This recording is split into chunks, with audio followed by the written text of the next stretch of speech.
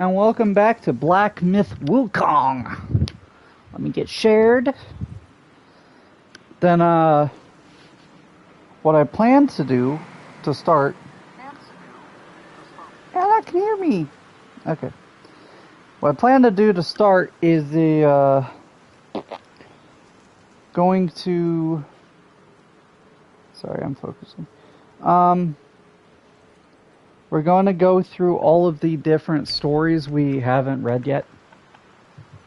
Music videos. Oh, those. I see. We're going to go through the tales, because I actually feel going through those tales actually tells the story pretty well. Because the first one was talking all about wolves and the Wolf King, or the Black Bear, the Black Wind King, the priest guy and his two favorite son, monk, whatever you want to call him. So I feel like they really tell the story of the chapter. So, and we've seen this because we read one of them, and it was talking about a tiger. Yeah. Thoughts? Should I go through the stories? Because I feel like the stories kind of tell the story of the chapter. Maybe that's just me. Also, I should probably get this. Because the Banes are kicking my butt a little bit sometimes. We'll see. Okay.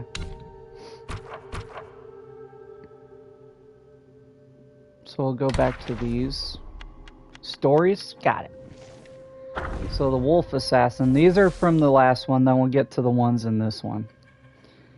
I still don't know where I missed... Oh, it's combined. I don't know where I missed the king in the last one. Or the character or whatever. It was weird. Okay. We were at the Wolf Assassin. Once upon a time, a young wolf followed a gray elder wolf to learn the art of hunting. Despite his cleverness and diligence, the young wolf struggled to catch any prey. One day, the pale elder commanded him to find food alone or face hunger. Then the young wolf, hiding in the shadows of the mountain, finally managed to catch a rabbit. However, instead of eating it alive, he gently licked the rabbit's wounds as if to heal them. The rabbit took the chance and fled into a pond, struggling to swim to safety, but the young wolf in pursuit forced it back into the water. Just as the rabbit was about to drown, the young wolf rescued it, softly nudging its head and helping it breathe. The rabbit woke up conscious but bewildered. Suddenly, the distant howl of the gray elder startled both of them. In his panic, the young wolf accidentally crushed the rabbit under his paw. Heartbroken, the young wolf wept bitterly. As the elder approached and inquired, it became clear. The young wolf couldn't bring himself to kill the rabbit, so he repeatedly spared its life. Yet he also feared his own hunger, and that's why he refused to let go.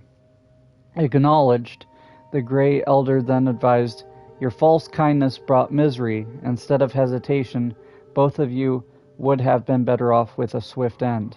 The gray elder's words seemed to have dawned upon the young wolf. Later, it honed a lethal technique of hurling whirling blades from afar for stealth kills, believing this to be the ultimate form of mercy towards its adversaries. Yeah, mercy is stabbing him in the back. Yeah. Okay, Rat Archer. I hate these guys! In the days when the kingdom of flowing sands warred against the Fuban, there was a company of warriors known as the Four-Feathered Army. Skilled archers they were, one and all, armed with repeating crossbows and great shafts fletched with 4 feathers. The true samurai, ghost, yep. I mean, to be honest, the samurai, when you're starting to go into the ghost mode and you poisoned everyone, they kind of deserved it after what happened just a few minutes earlier. and then also bombing everyone. Like, that was insane.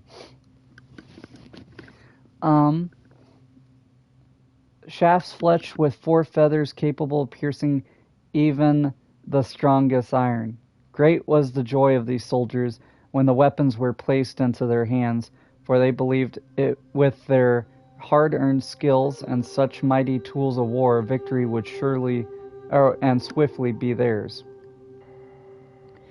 As darkness fell, the soldiers gathered to discuss the strategies they would employ. A veteran said, "Shoot its eyes to blind it, and the bug won't be able to hit us." A young one said, "Shoot its heart to stop its breath, and the creature will perish." A brave one said, "Shoot its legs to cripple it, and let it wait for death." Long they debated, each seeking to sway the others, but none could be swayed. At last they resolved to each follow their own strategy, and they would prevail on the field. The next day the 4-feathered army lined up in neat rows. At the given signal, a storm of arrows were released, yet each arrow aimed as they judged best, and not a single shaft found its mark in the same place as another. The hide of the Fuban was so thick that the rain of arrows served only to vex the creature. In the end, the valiant soldiers were scattered and put to flight. Alas, minds divided need not always agree, yet the strength of one alone has its limits. In unity lies true strength, and only with a single purpose can the greatest deeds be accomplished. A fellowship divided against itself cannot endure, but it is ever doomed to ruin. Bro, that's Abraham Lincoln. A house that's divided shall not stand. Rat Soldier. In Sandgate Village, a rat widow grieved her husband, devoured by the tiger vanguard. Screw that guy. Oh yeah, Abraham Lincoln was that thing, yeah. The tiger vanguard had left nothing behind but his sand shield, a royal reward. Her sons, born after their father's demise, were her last hope. Pointing to the shield, she decreed to her growing sons, "If you don't slay that tiger, you're no sons of mine." Great mom. And so they trained with the second prince, vowing to take vengeance on the tiger vanguard. Among them, one boy, frail and ill-suited for combat, loved ink and paper over shield and spear. His mother's scolding and punishments were frequent, forcing him to commit to the martial arts. He did try hard, yet his efforts only left him feeble and trembling. The same skill that took only a few days to acquire for his peers could take him weeks with no noticeable improvement. Even the prince urged him to explore a different path. Therefore, the boy's enthusiasm for martial waned further. As his brothers donned red armor and golden shields, he stood alone, enduring more beatings than scorn. Once his mother went too far with her harsh words. "Better to be eaten by the tiger than remain useless at home," which drove him to steal his father's shield and spear to fulfill his mother's wish. The tiger vanguard knocked him down in 2 moves, mouth opened for a gulp. But stones were hurled, striking the tiger in his head. Startled, the tiger vanguard gazed around for the culprit. Some of the rats seized the moment, dragging away their kin from the tiger's grip. The vanguard turned to chase, but there stood the rat soldiers, those who had never ventured from the dunes. Now, spears pointed, shields hoisted, a line of defiance so fierce they dared the tiger to challenge them. The tiger hesitated, and the rats left safely. That boy did later forsake the warrior's way, but he took up his bow alongside the rat archers. With a sharp mind and truer aim, he even saved his own kin in return. Yeah. And bro even got 2 shot by him. It's not my fault. In the same year that Kingdom of Sahali was renamed as Kingdom of flowing sands, the rodent reverence edict was proclaimed throughout the country. This edict declared rats as celestial beings protected by the king's law, making it illegal to harm them. Whosoever breached this commandment would face the king's judgment. Hence, rat guys from across the land flocked to the kingdom. Although strife ensued between commoners and guys, none dared defy the king's decree.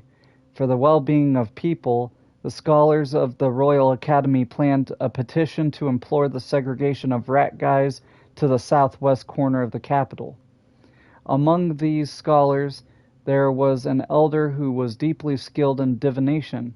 On the day of the petition, right before the scholars were to meet the king, the elder divined for his career, which came out as a grave omen.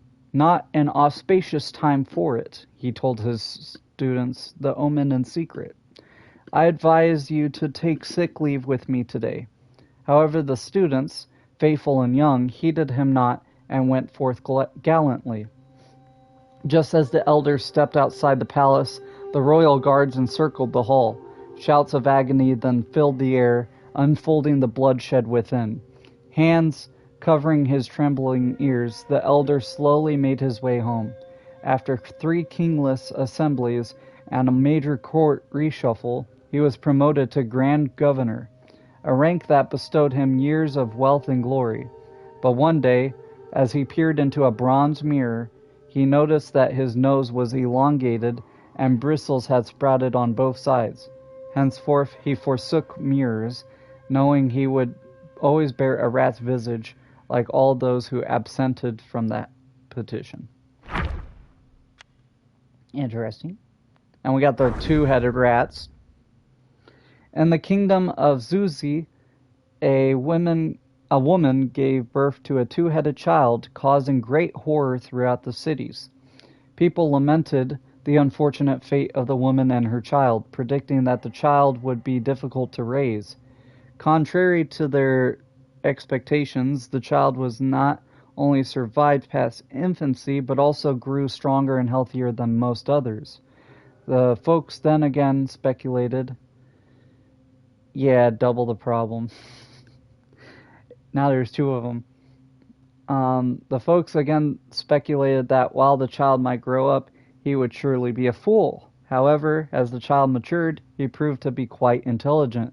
His 2 heads gave him quite a unique perspective, allowing him to come up with ideas that others couldn't. Disappointed by their failed predictions, the folks declared the child to be an ill omen, foretelling future disasters. The constant rumors eventually drove the 2-headed youth to leave his hometown. Years later, a beetle with a stone-carved Buddha head attacked the border of the kingdom of Sali. The king dispatched his army to defend the city, but they suffered repeated defeats. Morale plummeted, and as thoughts of retreat began to plague the soldiers' hearts, a tall 2-headed man in the army stood out and volunteered to lead an elite squad in a raid against the Yagoi.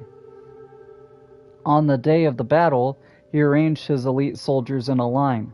When the Yagoi attacked, they threw coal dust on it and then sprayed strong liquor from their mouths to create pillars of fire.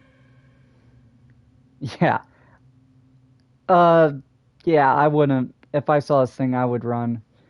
It's the same thing as, have you seen there's a ton of them, 2-headed snakes. When they're born, they have 2 heads. One's bad enough. When they shot the strong liquor from their mouth to create pillars of fire that detonated the coal dust, terrified by the fire, the Yagoi quickly withdrew into the desert. Seeing that tactic could temporarily repel the Yagoi, the king was greatly relieved and appointed the 2-headed man as captain.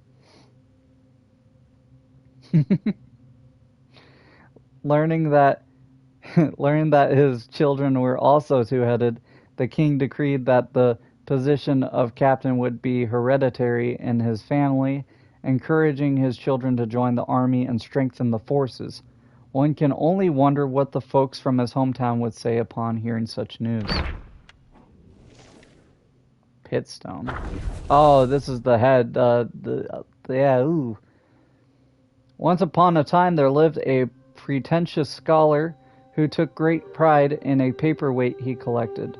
Whenever his guests commented that it was merely an ordinary stone with no notable features, the scholar would respond by sharing a peculiar tale. During his adventurous youth, the scholar embarked on a treacherous journey. Exhausted and seeking respite, he leaned against a massive stone for a snooze. Suddenly, he felt the stone come alive. Skeletons emerged from its crevices, and the stone sprouted limbs, resembling a grotesque creature. Terrified, the scholar ran for his life until he stumbled upon a desolate valley, where he noticed a gaunt monk meditating atop a boulder. Struck by the peculiar sight, he contemplated fleeing once more. Yet to his astonishment, he sensed the relentless pursuit of the stone creature from behind. Just as he stood on the verge of being crushed, the very boulder beneath the monk unexpectedly rose, revealing two mighty arms that pummeled and shattered the pursuing creature.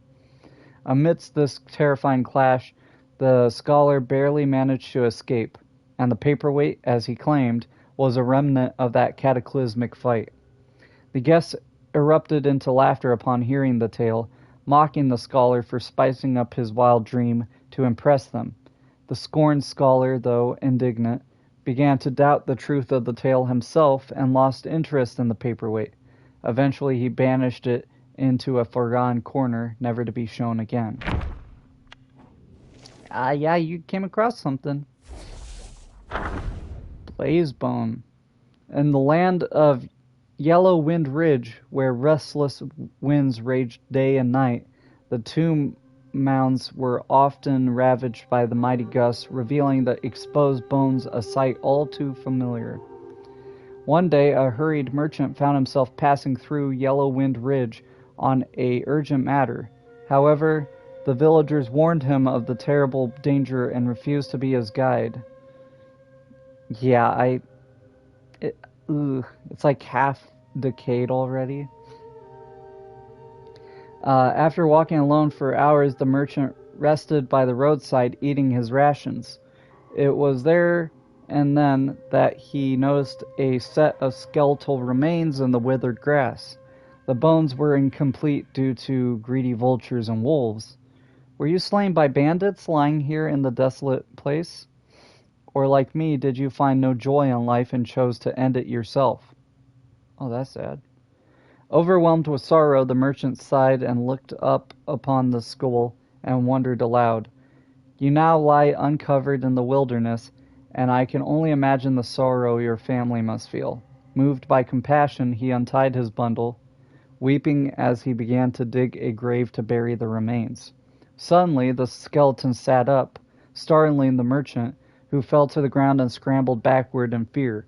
Using bony hands to support itself, the skeleton approached the merchant and pushed the bundle towards him. Astonished, the merchant cautiously accepted the bundle.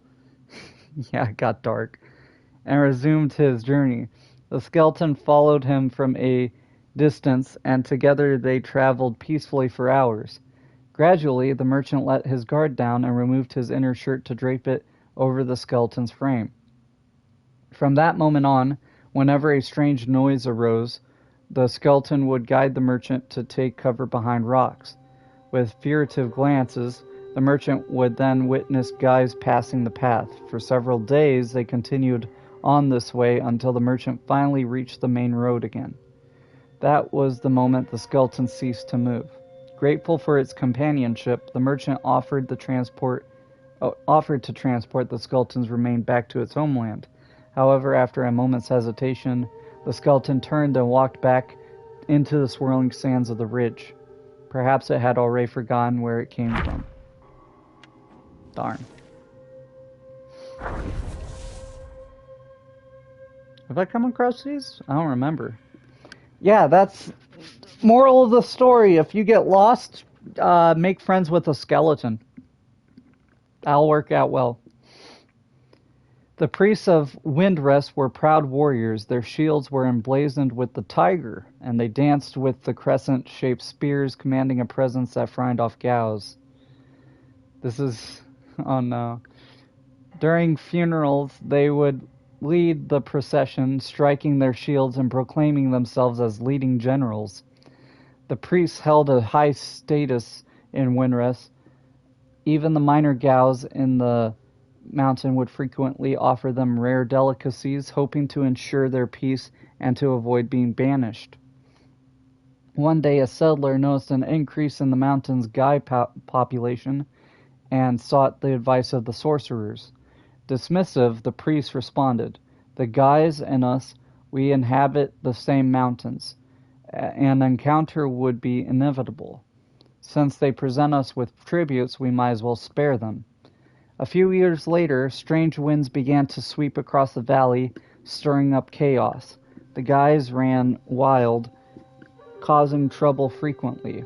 Dressed in their warrior attire, the priests raised their shields and ventured out of the settlement to confront the unruly Gais. However, the Gais didn't fear them. The priests' spears and shield which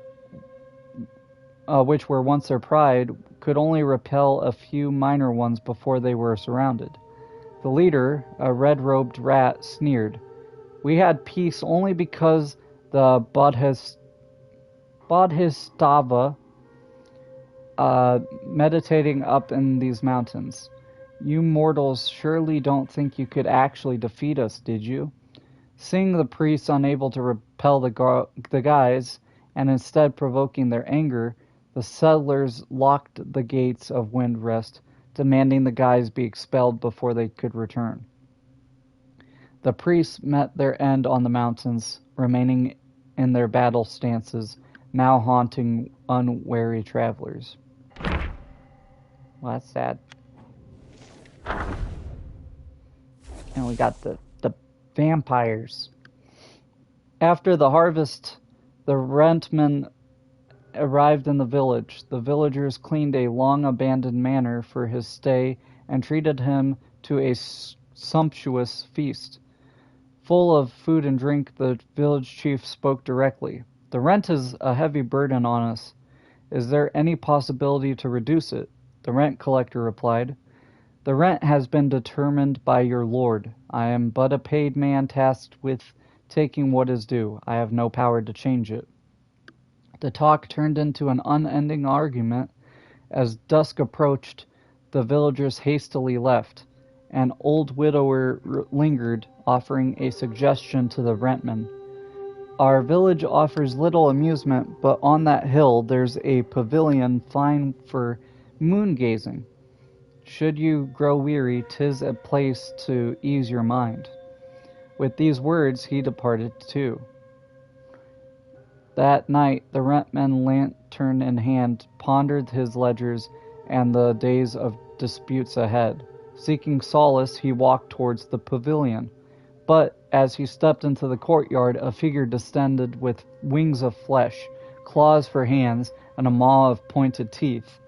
Terrified, he fled, only to be ambushed by a similar creature lurking in the trees.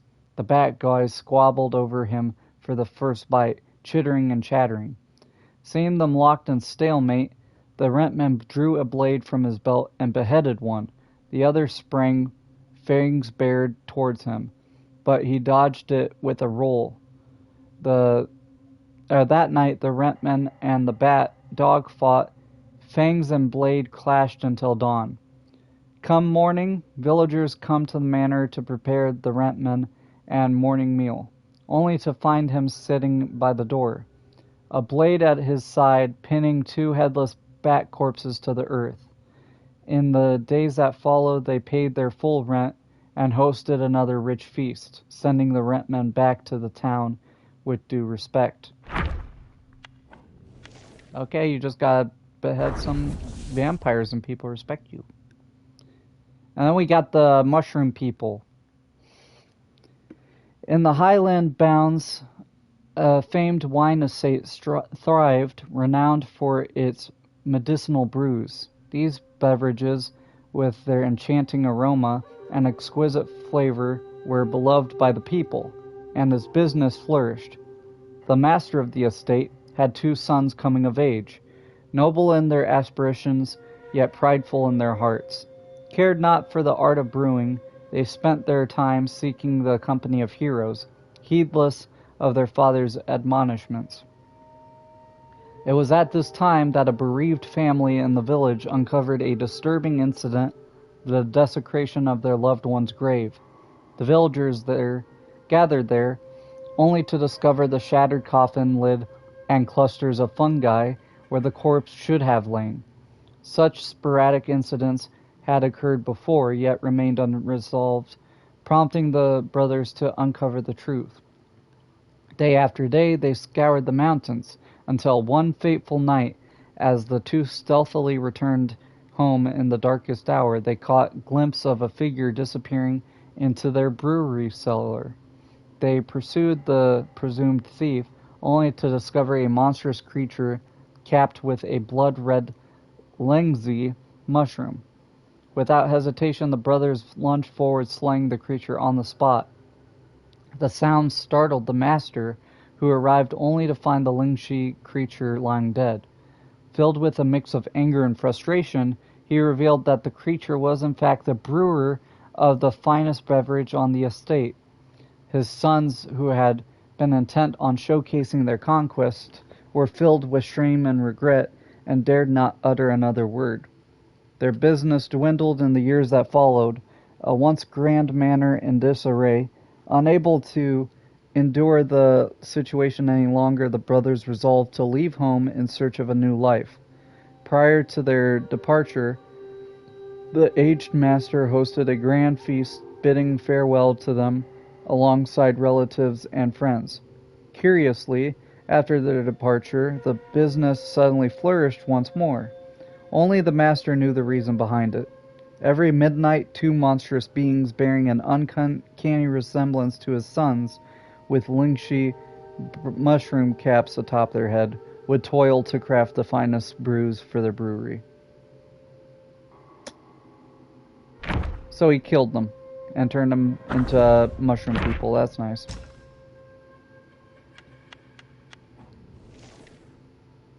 We got the other frog. Here we must speak once more of that wandering deist. He passed through the kingdom of Hami, and ever since his encounter with the frog guy, he had made it his mission to hunt such guys. Far and wide he sought their traces. On a day he came unto a valley where croaks echoed, crackling with eerie flashes. Joy rose in his heart, and he hastened to the river bank. There he set up a makeshift altar to subdue the Yagoi in the river. Incense and candles were lit for the offerings. Then, with his cap removed and hair unloosed, the deist traced the 3 seals of power with vermeil cinnabar and drew the banishing sword. He mumbled and muttered the spells he knew. Then his roar shook the air. "Thus be Lord Lao's decree!" With a flash of his sword he snatched up a seal and flung it skyward. A plume of flame flared and vanished. The frog-goi in the valley, startled by this commotion, sprang from the water. A great yellow frog clad in hues of green and blue, different from the last. The Taoist, seeing the Yagoi spring forth, swiftly lifted a second seal. It flared up in a trice, and raging wind followed. As the third seal caught light, pealing thunder crackled from the lowering clouds. Both the deist and the Yagoi were startled, hands flying to their heads as silence fell. They looked up to the sea, trees blasted and split, while the storm above broke and scattered. The Taoist froze, then scrambled to ready his brush for 3 more seals. The frog-goi, unhurried, drummed his belly. The sky stood unchanged, but with each stroke a dozen shafts of golden light laced and lanced down, each striking close around the deist. Tumbling and rolling, the Taoist couldn't could scarcely evade the beams of light. Then the frog Gao gaped its maw and spat out a swarm of electrifying tadpoles. No matter how the Daoist dodged, they pursued him relentlessly until he fled in utter rout. Alas, in matters of renown, it is common to judge power by the intricacy and grandeur of one's methods. There might be some wisdom in that. Okay. Got the Earth Wolf that I guess could have one-shot me, right? There was once a general's son who served as a drill master in the barracks. Cruel and ruthless he was, and the soldiers trembled at his command. Yet, out of respect for the general, they bore their resentment in silence. The drill master, who had a passion for hunting, kept a Chinese zagao, a slender hound. One day he went hunting with several instructors, but returned empty-handed, much to his shame. He blamed the innocent hound for their failure, and he had beaten it to death. That's nice. The soldiers who had been ordered to kill the hound were much troubled in spirit. They buried the hound in a field behind the barracks where many lingxi mushrooms grew, and gathered at night to chant sutras for the repose of its soul. One night the drill master heard a dog barking outside the barracks. He sent men out to seek the source of the noise, but the barking ceased each time they approached, only to resume once they had returned to sleep. After a few times the drill master lost his temper and went to look himself. As he stood in the yard, he felt the sound come from beneath the ground and ordered his men to dig up the earth. As the soil was cleared away, the hound leaped from the earth, appearing as if it had in life, but now adorned with thin tentacles, like the roots of some peculiar plant. The drill master, thrilled by this rare find, called to the hound. It recognized its master and bounded joyfully towards him. However, two hard antler-like mushrooms had grown upon its head. As the hound leaped into the drill master's arms, these mushrooms pierced his chest, and he died then and there. The soldiers rushed to call the healers, shouting in panic and confusion. Amid the turmoil, no one thought to catch the hound. Later, no matter how they searched, they couldn't find a trace of it. It still loved him after he beat it to death? That's sad. The royal family. The kingdom of Flowing Sands had three princes of the royal line.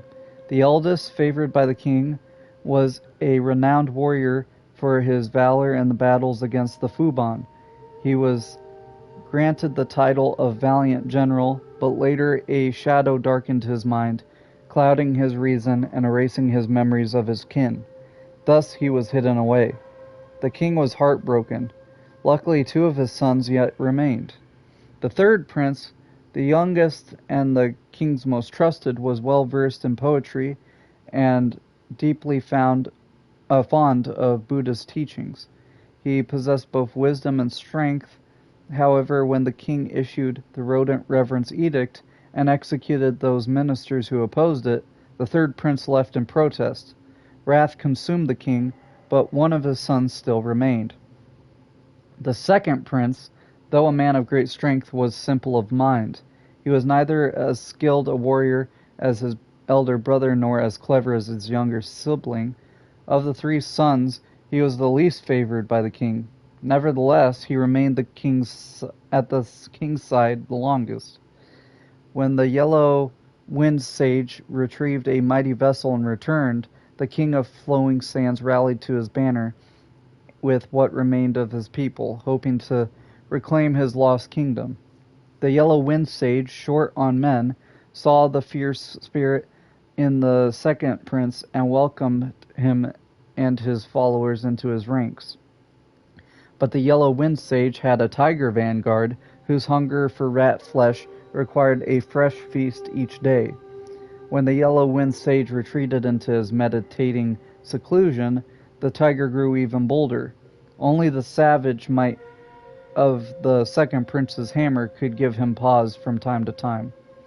Much did the second prince's sacrifice for his king, yet through all the perils and hardships they endured, the king of flowing sands never failed to bring the eldest prince with him, and continuously sent minions to seek out the youngest.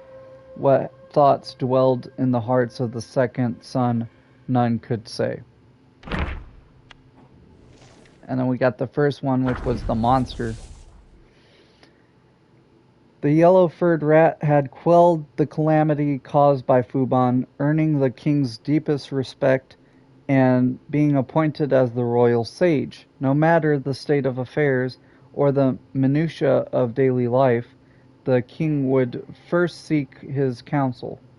At the sage's suggestion, the king issued the Rodent Reverence Edict, prompting rodent guys from all around to migrate to the city.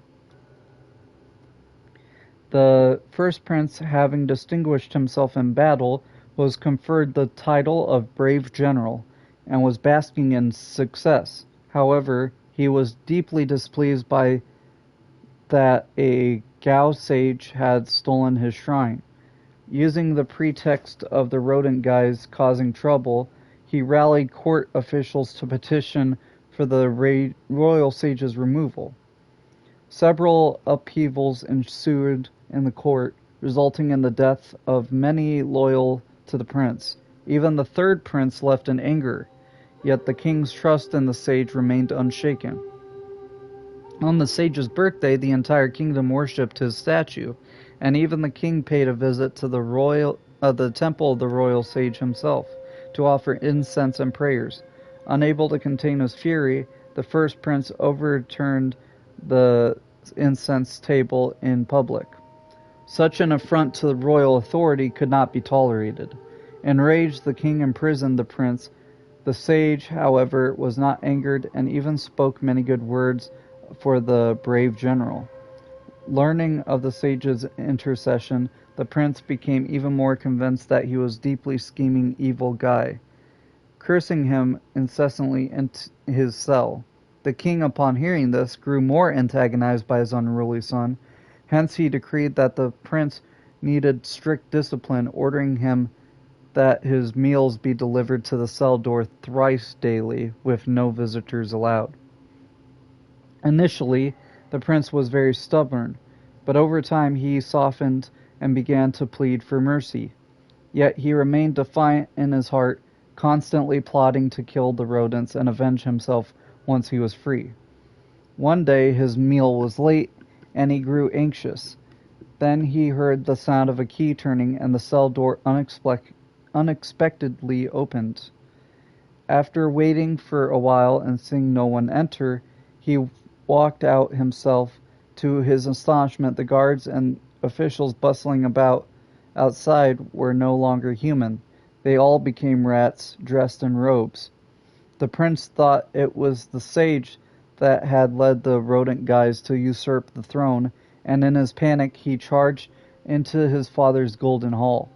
A short, stout rat, speaking in his father's voice, called out to him, "This must be an impostor."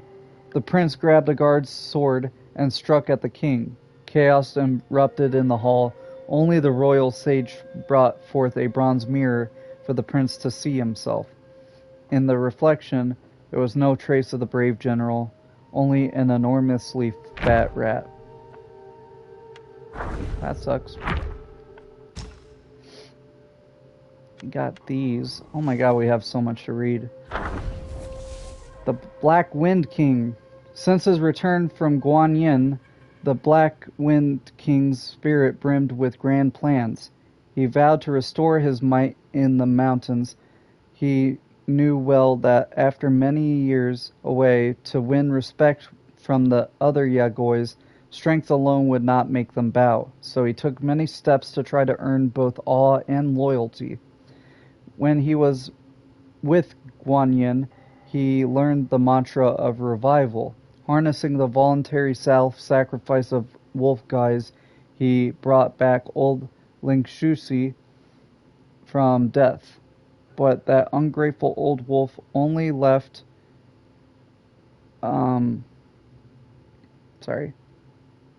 But that ungrateful old wolf left only a few words after the revival and vanished from his sight again. The Black Wind King feared the wolf pack would fall apart without a leader. He had to choose another wolf to head the pack. A gray wolf guy who wandered here from Chitao Ridge, strong and in his prime, was a fine choice. The Black Wind King gave him the name of Ling Shushi and helped him take the seat. Yet the wolf pack rose against their new master in the temple, and it almost led to a bloodbath among kin. In his frustration, the Black Wind King used the mantra to try and bring back to life the old monk he used to practice with. But the soul of the monk did not return to the stitched corpse. Instead, it fused with the gold, silver, and copper coins the monk had buried in life, forming a maddened golem. It wandered and disturbed the mountain garrison day after day, never relenting. The newly appointed white-clad noble is far from ordinary. He typically indulges in solitary reading and poetry. Despite his outward appearance of loyalty and sincerity, he remains shrouded in mystery, making it impossible for others to fathom his true intentions. Alas, to think too highly of oneself and then end up achieving nothing. It is true that they say a fool with ambition is worse than a nobody. Only a couple more. I'm sorry it's taking so long. Black Bear Guy. In the purple bamboo grove where Guan Yin resided, life was usually tranquil. The Black Bear Guy spent his days eating bamboo shoots with Aster and drinking homemade bamboo leaf brew. His days had become so unremarkable that they almost faded into nothingness. One day, the Luang princess paid him a sudden visit with Red Boy, her servant. Flustered, the black bear hastily gathered his dishes, trying to hide the mess. The Luang princess rolled her eyes and asked, "Have you thought about the task Guan Yin mentioned to you a few days ago?" Black Bear Guy didn't answer. He simply retrieved a box out of the chest and handed it to the Luang princess. Red Boy snatched it and opened it.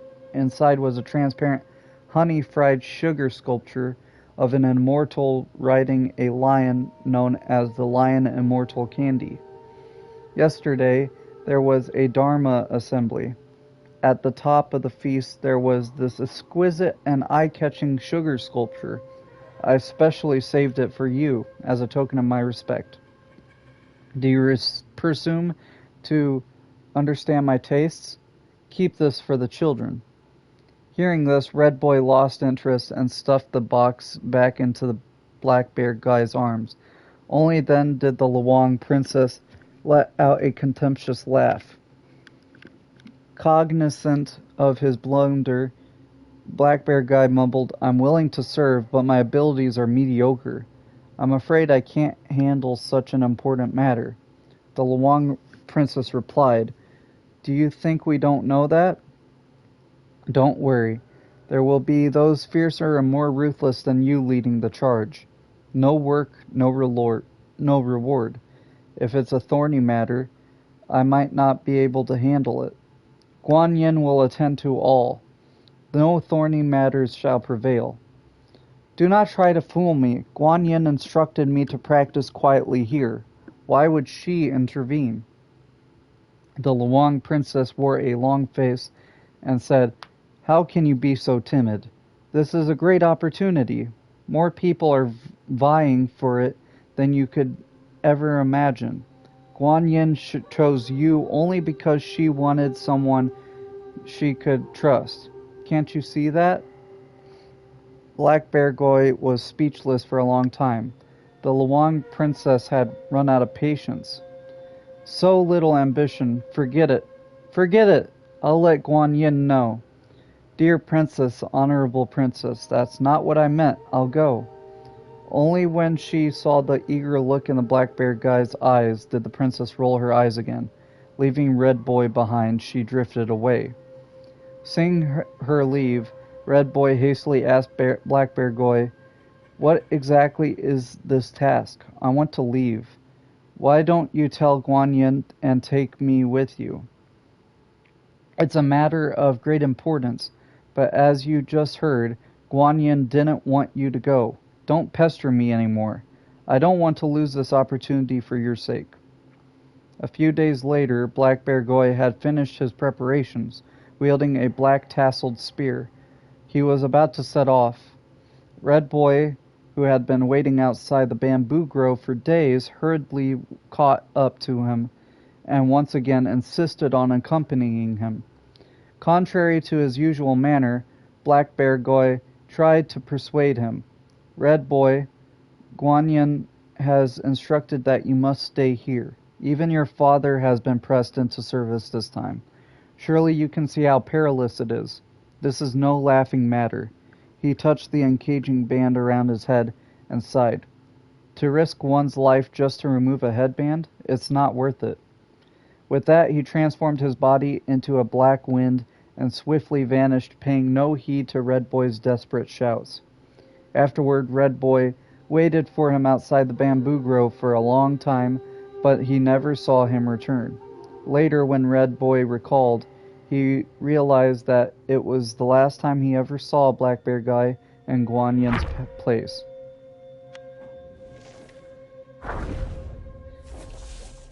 Tiger! Don't eat a tiger. The tale began centuries ago when the journeyers crossed Yellow Wind Ridge. In those days, the old tiger vanguard lost his life seizing the Tang monk. He left behind two sons who, once orphaned, had to fend for themselves. The mountain groves lay in ruins. The Tiger brothers led the remaining lesser guys in a bitter struggle for survival. Fortunately, their father had taught them enough to make a living. As the sandstorms ebbed, rock guys slowly restored the groves to their former state. The elder tiger, following his late father's ways, governed the Yagoys in the mountain. Each knew their place and dared not prowl forth to prey on the living. Later, mortals drawn by the lush peaks and clear springs built a village amid the slopes. The elder tiger gained renown as a deity in the mountain with the principle, devour the evil and shield the good. The villagers built a crouching tiger temple for the brothers, offering rich tributes that made their lives even more blissful. Yet long had the younger nursed a grievance. His elder brother reaped all the glory and people's words on the tigers in the mountain. He believed his brother earned this merely by dint of a few more years of life. Another century turned, and Yellow Wind Sage returned to Yellow Wind Ridge with a host of rat guys. The younger tiger declared that it was the sage's negligence that had doomed their father. He clamored to slay the sage in vengeance, urging his brother to drive off the rats. Deeming this just, the elder agreed, but in that fight the sage unleashed a vessel like Badhista's severed head, with its gale sharp as an edge. In a single clash, the younger tiger fell grievously wounded for the life of his little brother. The elder tiger at once cast down his arms and knelt in surrender. The sage held no grudge after learning the brother's origin. He even bestowed upon the surrender the title of Vanguard. When the younger tiger woke and learned his brother now served as the Vanguard, he seethed in disbelief. The brothers quarreled bitterly until the younger stormed off, severing all ties with the only family he had left. In the Tiger Vanguard's eyes, that yellow-furred rat had twice destroyed his family and left them broken and scattered. He hated him for that, but he was no fool. As long as the rat had protection from the higher ones, what more could a tiger do beyond venting his rage by devouring a few lesser rats each day? And it's just this one. And then we're done. We can finally go to boss fights. Okay. As stated in celestial laws, a keeper has the duty to observe the living beings in his domain and nurture the soil and streams. That day, as the keeper of the Blackwind Mountain made his customary rounds on the hills, tending to mortal concerns, he saw an aged Taoist drawing near from a distance. A vestment embellished with stars, a herb-gathering basket plaited from verdant creepers, a fishing drum tapped in his hand, and a song about the lofty moon. In just a few steps he glided his way to the keeper. The keeper looked closely and was sure they had never met, but judging from the Taoist's white hair, vibrating face, and bright eyes full of authority, the keeper knew that he was no ordinary mortal. Hastily he greeted the Taoist. "Taoist master, this humble keeper pays his respects." The old Taoist nodded slightly and passed his basket to the keeper. The keeper took a look and saw that the basket was filled with rare and mystical items, as well as miraculous herbs. He couldn't help but be startled and asked, "How can a humble keeper accept such a generous gift?" The Taoist smiled and said, "I was just passing through this place, but I knew that soon there would be a great upheaval in these mountains. I thought the item in this basket would help you weather the storm for a while, so I came to visit." "What made you say this, sir?" "I have an old acquaintance with a bad temper. Although he was amassed a measure of merit, I worry that with this arrogant nature he shall find it impossible to stay out of trouble. I fear he will bring great disaster upon himself again." The keeper thought carefully and said sincerely, "What can a humble keeper be of help?" Seeing that the keeper was quite astute, the old Taoist gestured for him to draw near. He leaned in and murmured something in the keeper's ear, then instructed, "If you chance upon him in the mountains, pass on these 2 spells. I cannot reveal myself, hence I rely on you to teach him, as a means of honoring our bond." The keeper was immensely grateful and bowed deeply in appreciation. The old Taoist returned the bow and was about to leave on a cloud. The keeper hurriedly asked, "May I inquire, Taoist master, from whence you hail?" By the time the keeper spoke, the Taoist had already vanished in the distance. A leaf floated down from the sky, its scent faint yet distinct, its tip extremely slender and long. A Bodhi leaf. At the moment a revelation dawned upon the keeper. He bowed and paid his respects to the departing silhouette, until the clouds and mist obscured the sight, then turned to depart. Yeah, I'm sorry that took so long to get through. What was that? Almost an hour of stories? Okay, so we're gonna teleport over here, and then we got a boss. Yeah, none were depressing. Totally. I feel bad for the dog. Dog got beat to death and then came back to life and accidentally killed its master because it got excited. That... what the hell?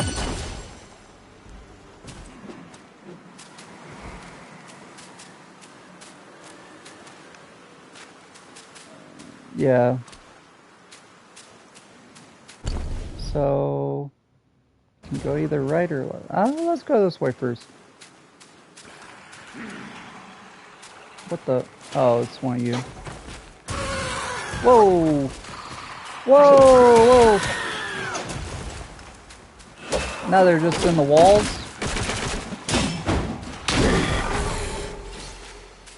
Thankfully this guy can't even hit me because he... whoa! And we got a mandrake.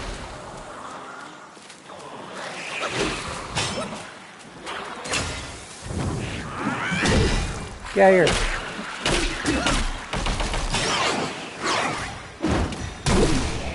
Oh, that went hard.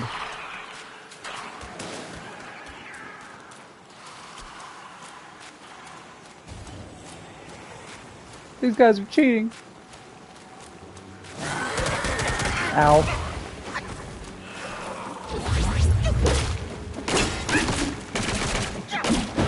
Yeah. There you go. Someone's chanting over there.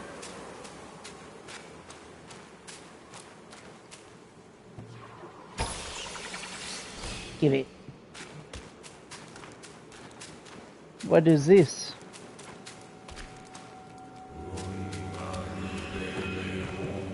Oh, I see. It's another thing for the eyeball. Real. I don't know why I was struggling on the tiger. It doesn't make no sense.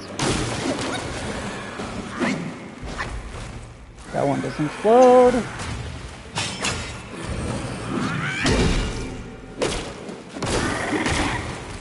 Yeah. What? Okay, you can just fight me like this.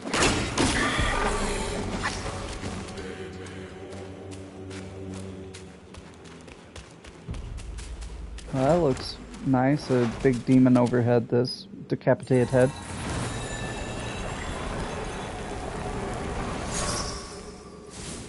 Is that the other eye? Yep. So we got 2 Buddha eyeballs we can put somewhere.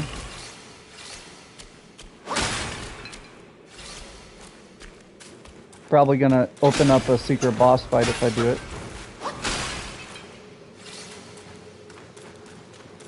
I think that's everything.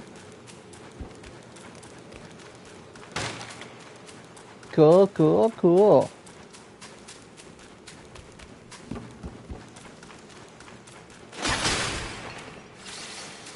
Gimme. Not you again. I just dealt with one of you.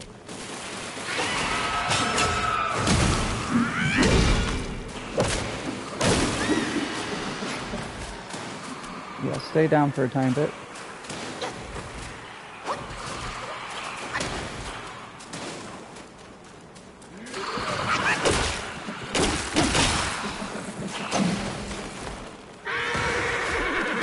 What the?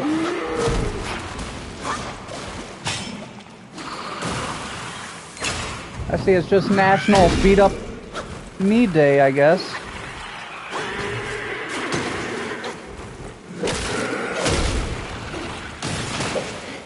Okay, bro.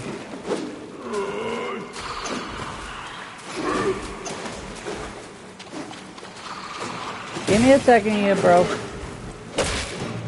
Okay, now I can fight you guys without having to worry about getting shot in the back.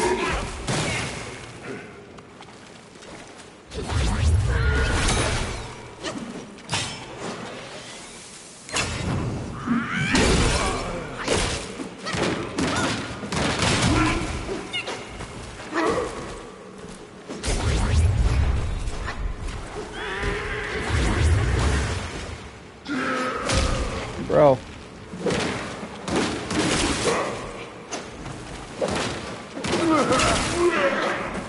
Thank you. And you being a pain in the butt the whole time.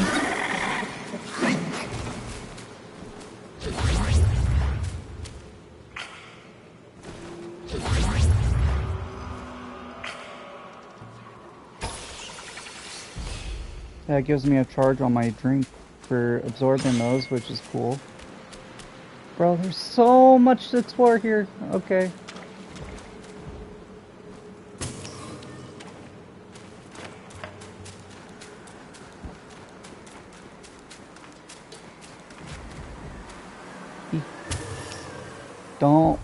Don't be a mimic.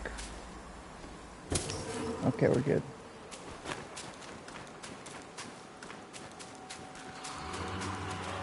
Oh, I hear another head.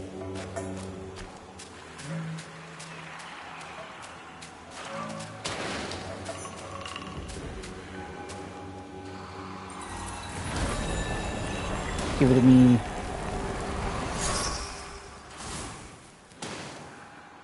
I like I'm just invincible while that happens. So I got 3 oddballs.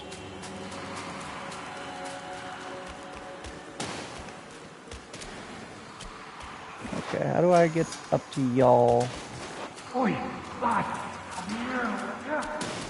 Oi! Is there a guy down there? Ow.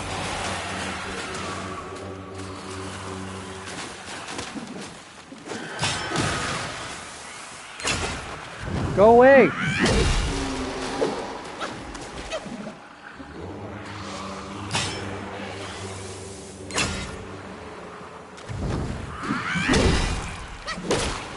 Yeah, because you're gonna come back anyway. Come here!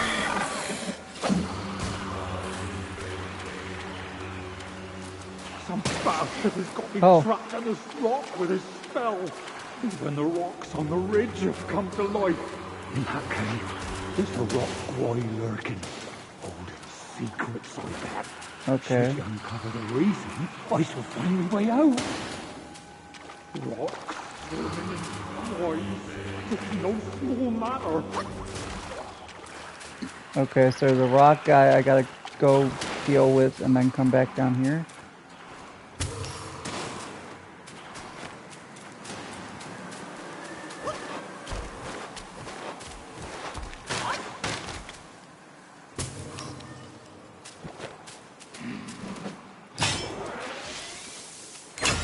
Goodbye.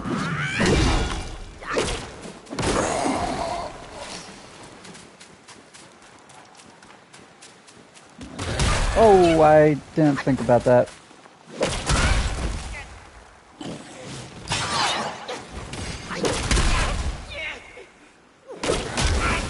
Okay, that this guy's being weird.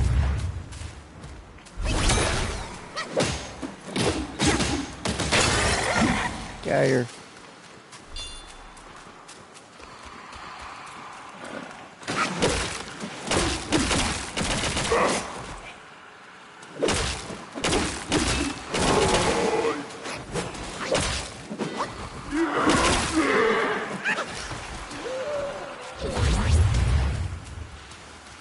So all the rats here used to be people, but then something happened somehow.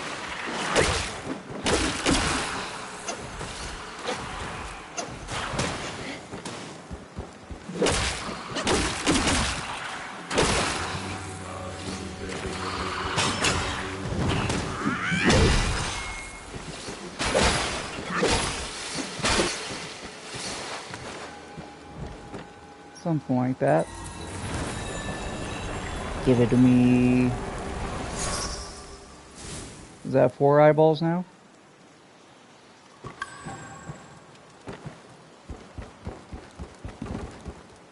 I really need a save point. I'm getting absolutely murdered.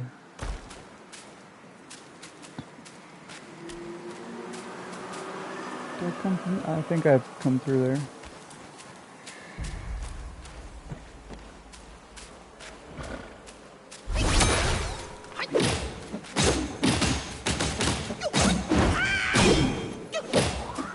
Somehow this is hitting his shield, but okay.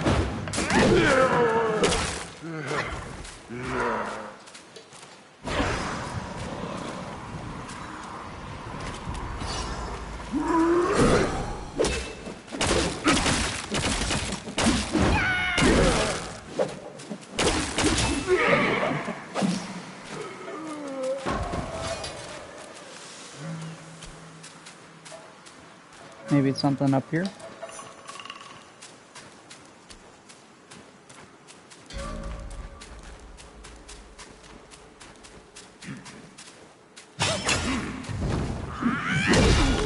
No, I'm not dealing with you. Get out of here.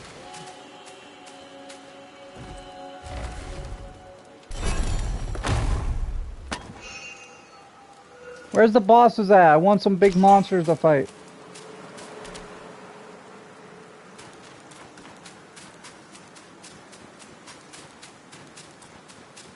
Okay.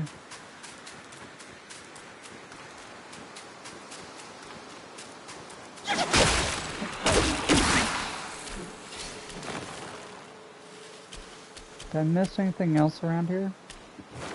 The only other way is to go back here. And then there was another way to go that I didn't go yet. I didn't think I grabbed this chest.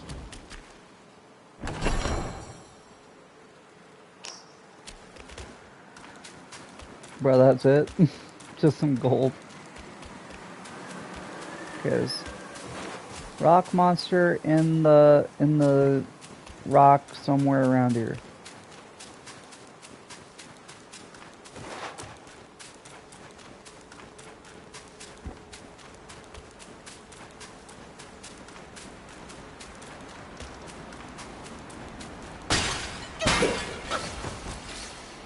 Anything? I thought that looked very important, but no. Oh, that was a cheap hit.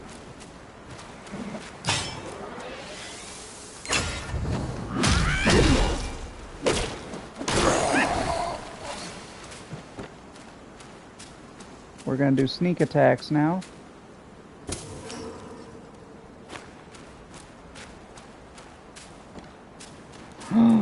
Yes, give it to me. I needed it so bad.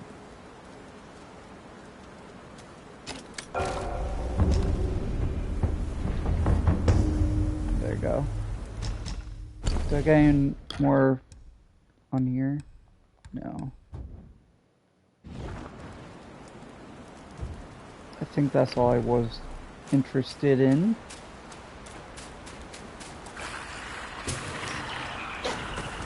Nope. Not that. Okay.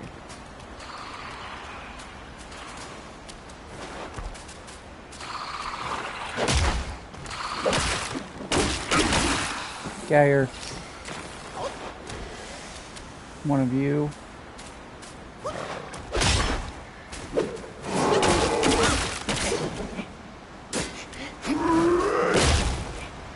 Oh my god. The guy's going insane.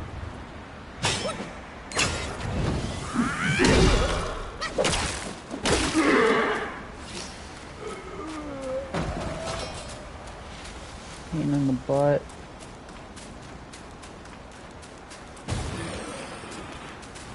What? Oh, hi. There's not one behind me. Oh, no. Uh-oh.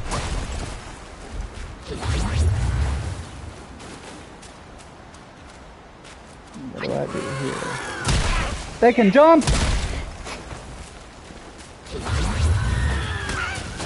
Oh, I can't with two of these.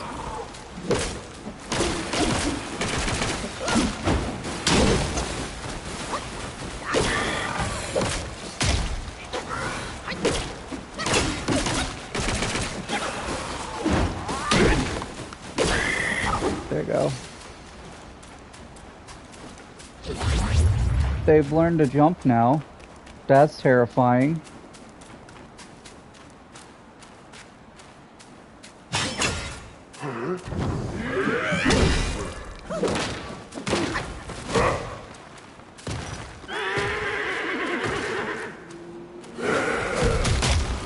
Whoa.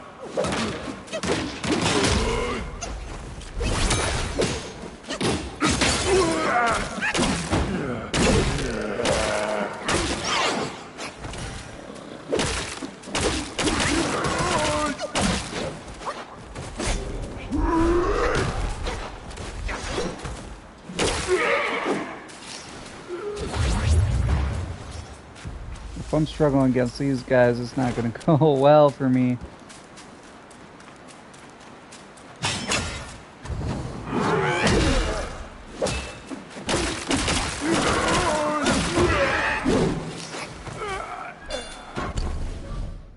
That's enough for a good skill, hopefully. Fingies crossed. Yes, this one.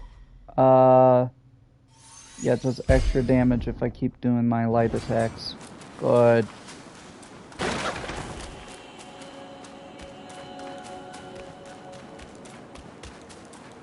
Oh, this looks open.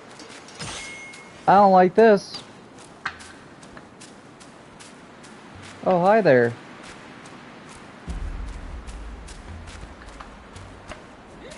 Warthog. Oh.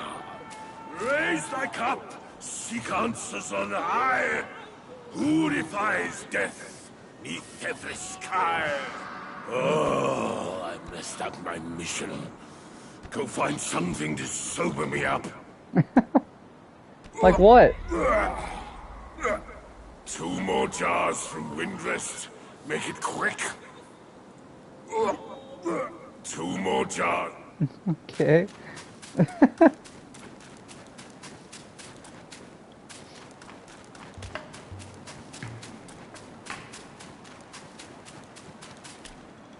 Meditation, we get a pan over.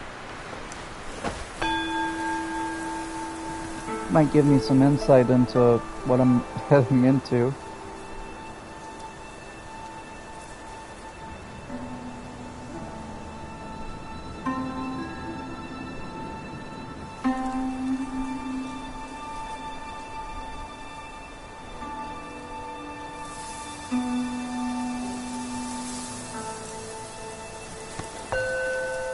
Pretty.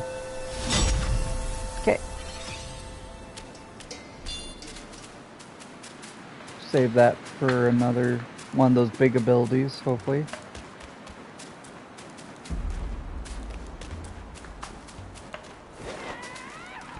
Okay, so going in here, I guess.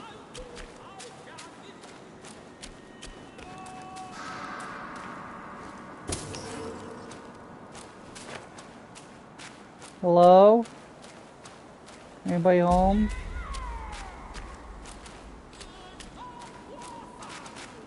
I can't go in there. For some reason. Can't get in here. Is this just closed off? This might be closed up. Okay. Well, I tried.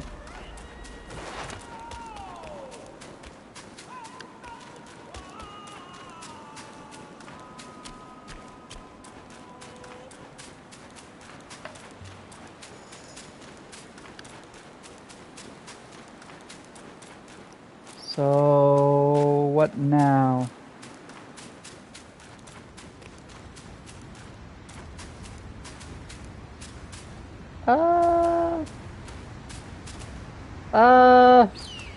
This is an issue.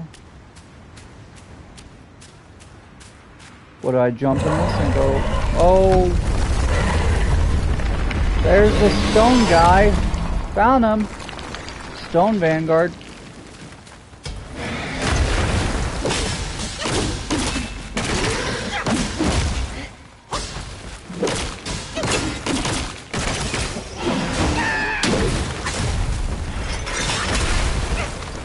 Great. I don't think poison will do anything with this guy, but we'll see. Oh, he just killed everything right away.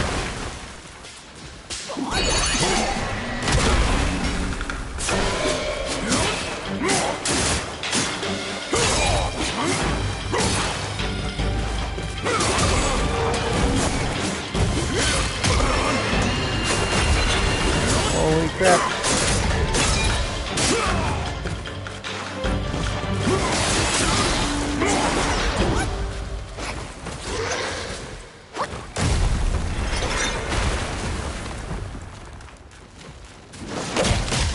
Ow.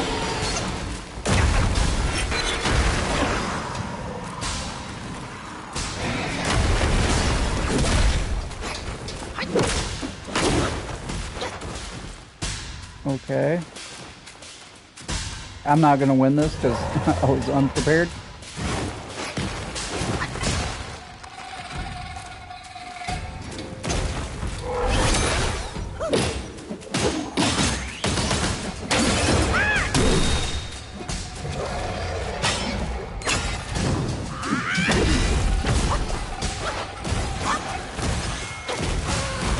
What? We're summoning these guys.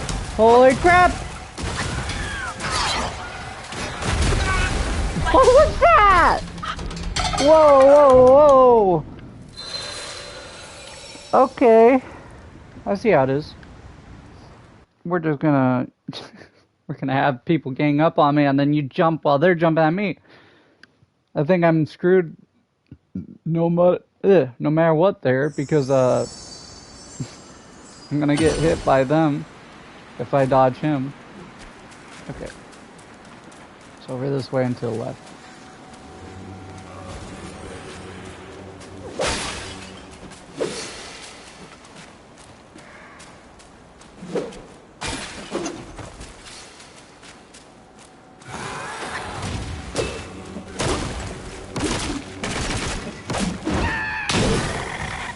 Boom. I don't know what I'm gonna do with all these eyes, but I got a bunch.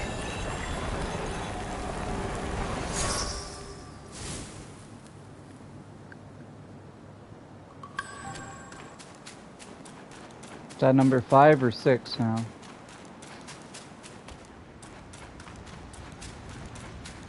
Okay, big boy. Big boy fight time.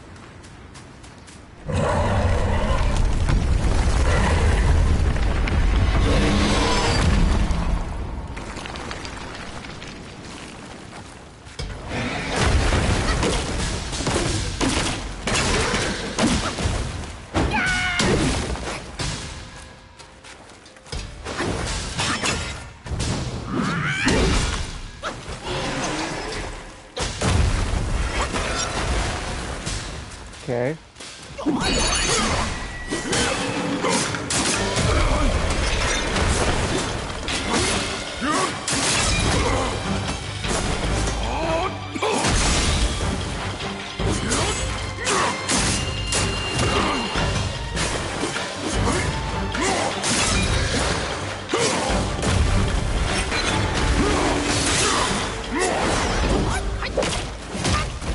Ow.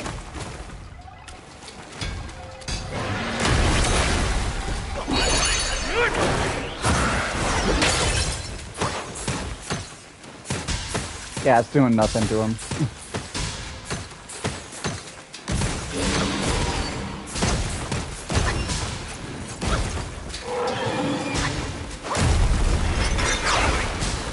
Oh.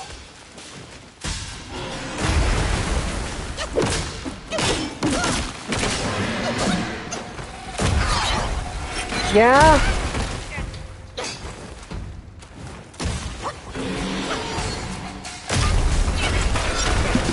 Okay, after this, if I die or I win, I gotta take a couple seconds off to do something.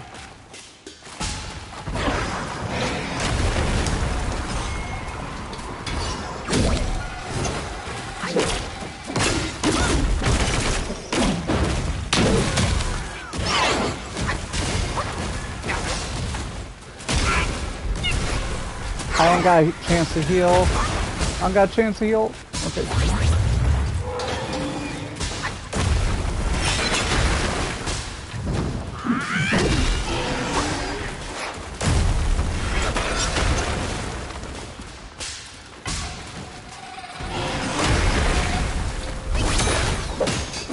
Come on.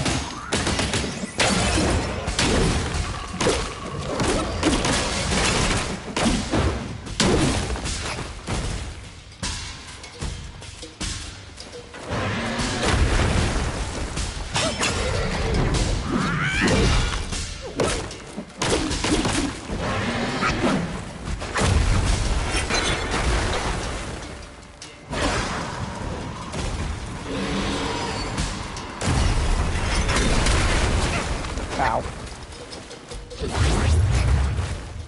Pay attention to his fists when they glow. He does his area attack.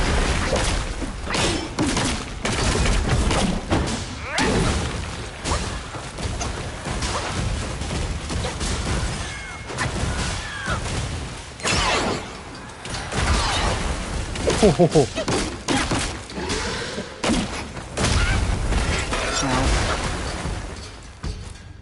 Almost got him.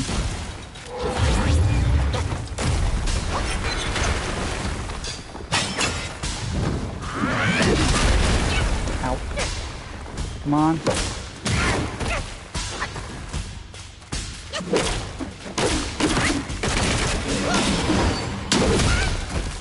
I know!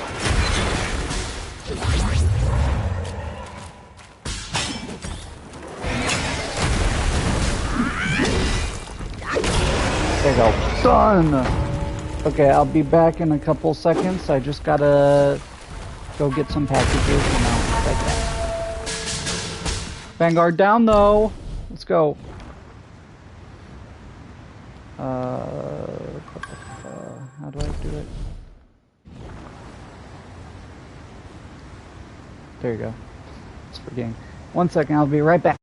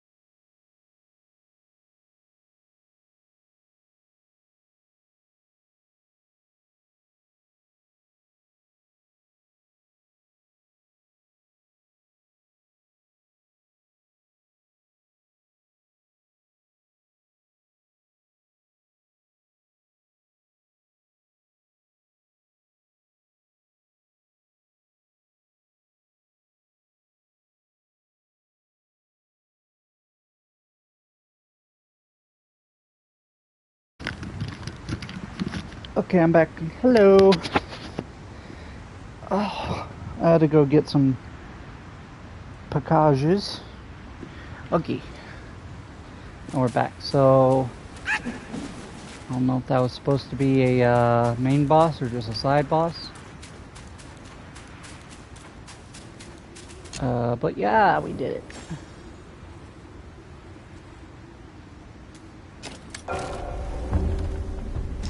Craft armor.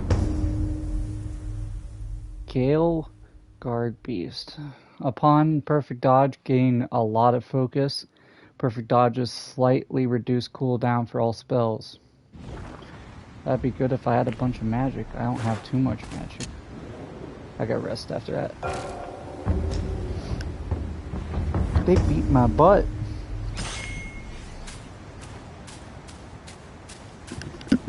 Okay. So we got some magic dudes. I can get your soul. Your soul is mine. Whoa.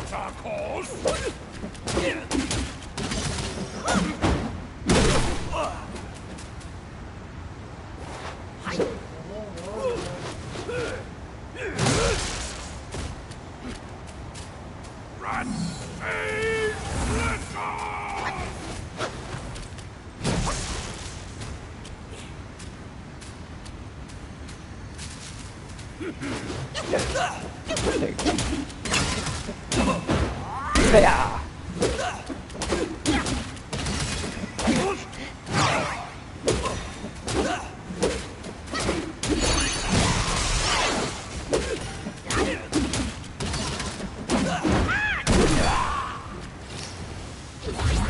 And your soul is mine. No? Get it. Glug, glug, glug, glug. Oh, the rat governors. I can meditate, get another point.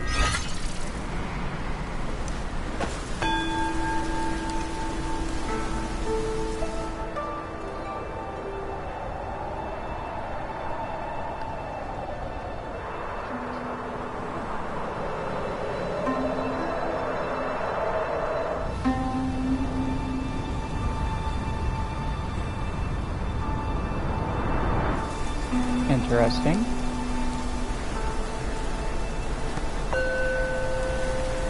It's weird how there's just a constant sand tornado here, I guess. Doesn't move, just stays in the same spot. Wolf Governor. Take the form of the governor. Leap up with your staff and strike. Shoot lightning from its tip to strike at foes, dealing thunder damage and increases thunder damage. The only problem with that one is like increased poison or thunder damage. That's the only instance I have it. I don't know. Let's get this guy back. He's good overall. Go. We'll read more later if people want to hear the stories again.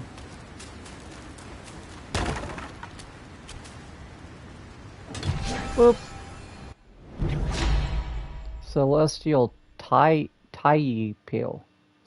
A miraculous pill crafted by King Father of the East on the mountain of Fengshan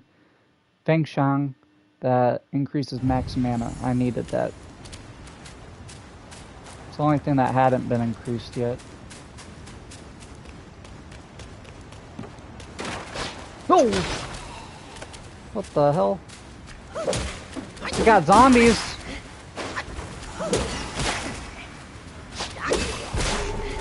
Hold up. Hold up. Whoa, whoa, whoa, whoa, whoa. And you. Are we... Just give me the ginseng!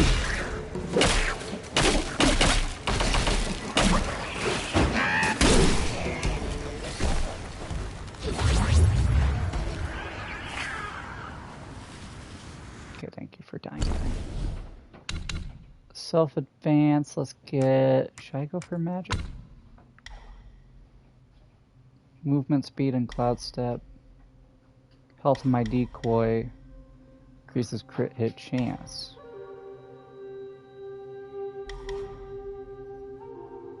That could be good. Oh, that would be so good. I need everything for that though. Okay, so let's start to do that because our whole armor right now is basically based on that. So our decoy will hurt them. Supposedly darkness forms around me and the target, damaging enemies when I'm in it, right?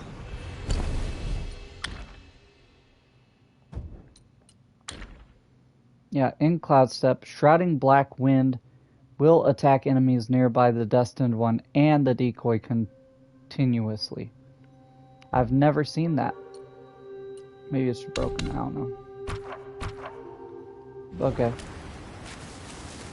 Let's go down this path and then we'll loop around back because there's a lot I feel like I haven't gone through yet.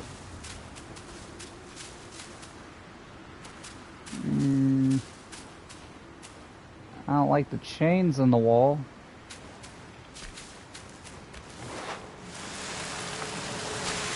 Yippee!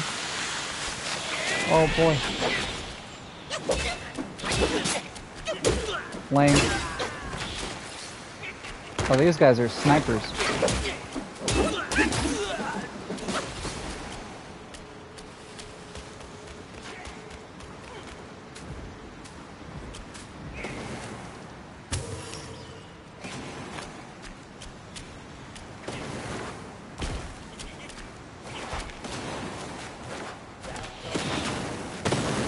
Whoa, whoa, whoa, whoa. No more bombs.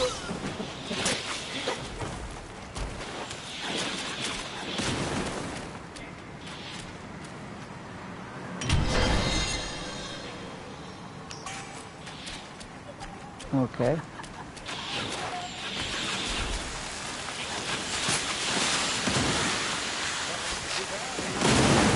Whoa.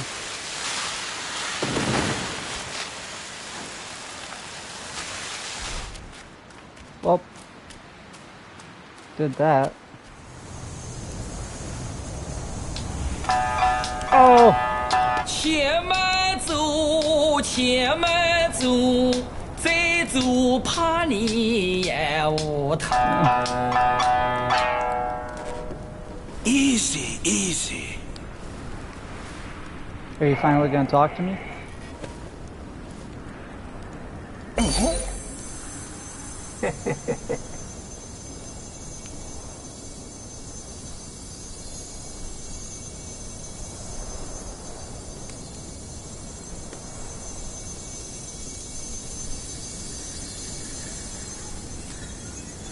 Is that his armpit hair? This befits you grandly. Aye, luckily I've kept it close for its rightful owner. A pluck of many. Oh, I can get the duplicates to fight with me.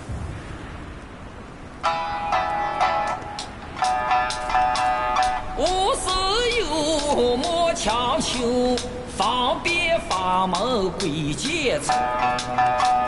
旁人以为稀罕我，做到旁门不容你。One sec. Oh, it's a completely new spell I can use. It doesn't pick up a other one. Yay. That's so useful.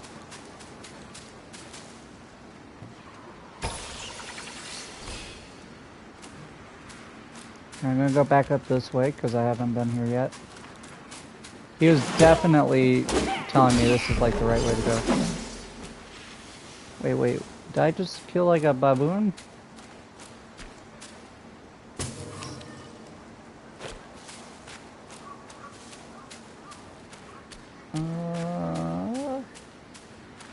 Before I diet. Okay. Okay, we got a blood dude. I don't think I can get in the blood. Come on. That's right. Come on. Come on. Okay, you're just gonna keep doing range stuff, are you? Fine.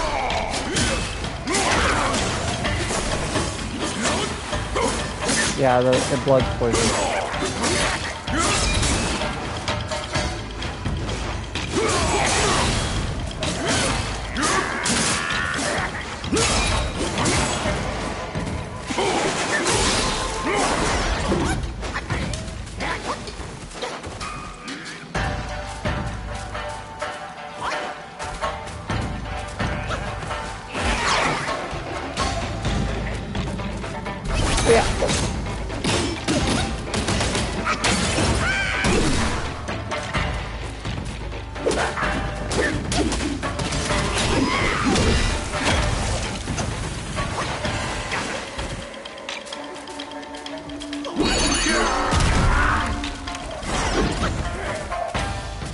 I need to stay out of that blood.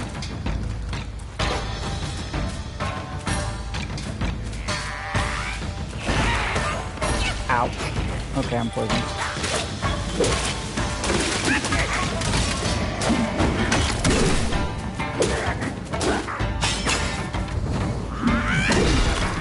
Got him. Bye.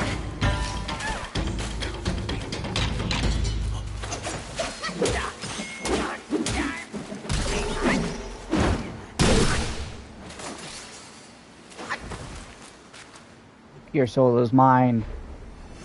Nom nom.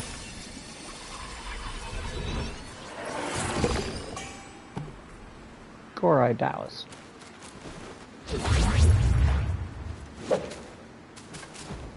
This is the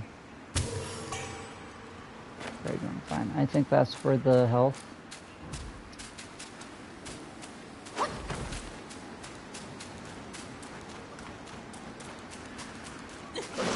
Nope. Don't. I had a feeling this would be a mimic.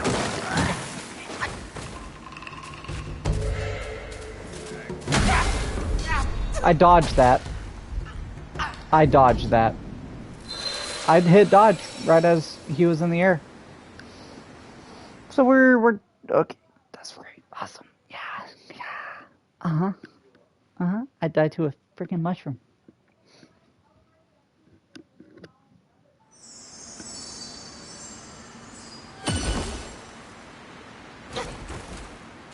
I'm gonna kill that guy so hard. He will give me his mushroom.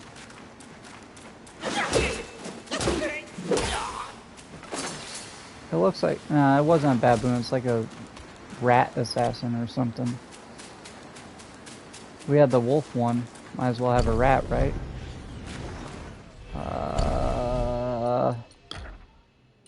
Here. Gorai Taoist. Oh, there's actually eyes in the bulge on his back. Ooh.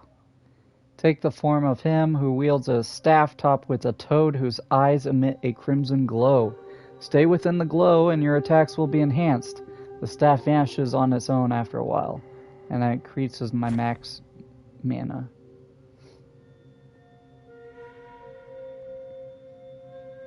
Got it. And then I have super attacks. Interesting. If I want to buff myself, but keep myself in a single area. Very give and take, that one. Yes. Duplication spell. Awesome. Okay, let me look at the map. I didn't look at the map. So, I'm on the other side of the gate, maybe?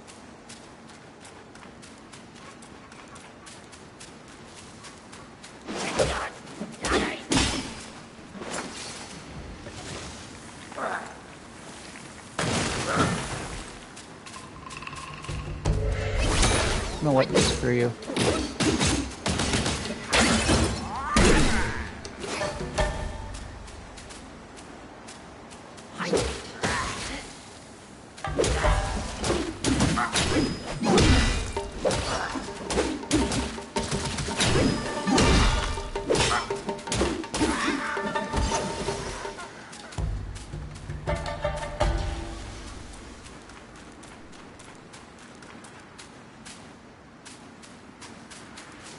Okay, this way.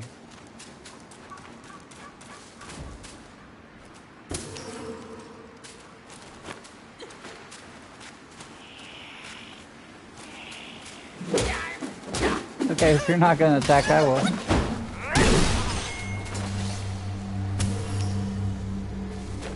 That was kind of his fault. Oh.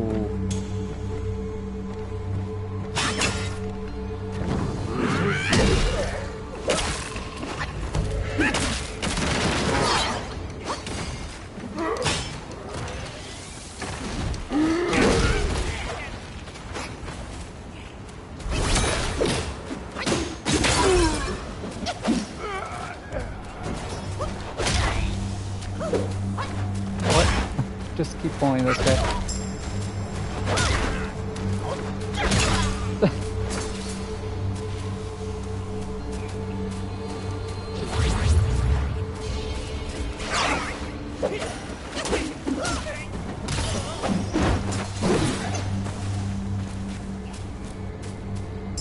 Hide in the shadows.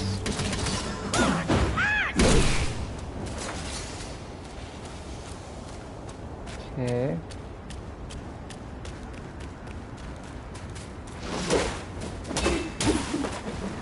They look like Knight Brothers from Star Wars. Who the heck are these guys?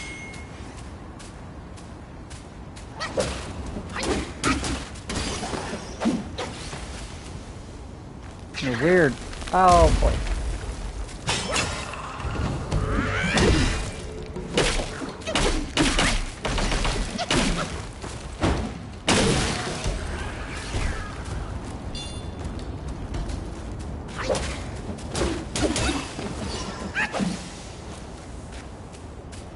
And then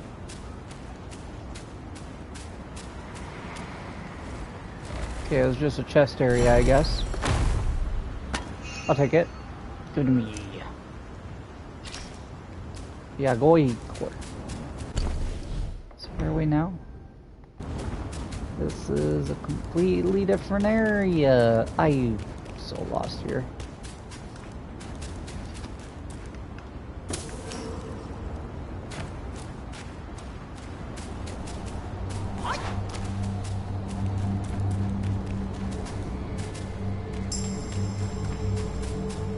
Okay, we got creepy statues.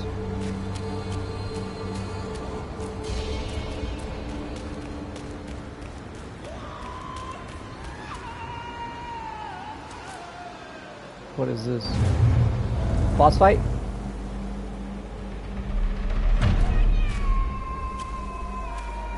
Where am I? Oh, this is where I fought the first prince. Right down in there. Okay, so it's a shortcut, question mark?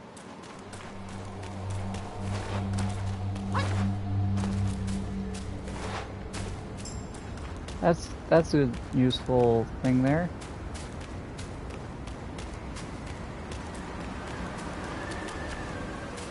How do I get through this, I wonder?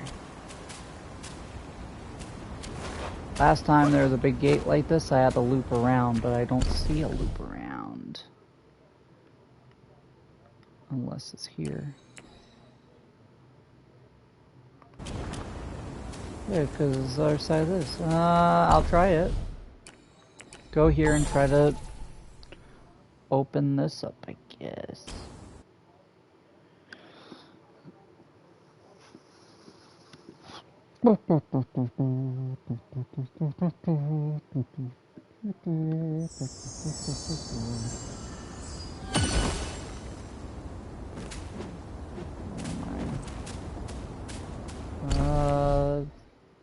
So the gate is over here. What's this? This was where I fought the second one.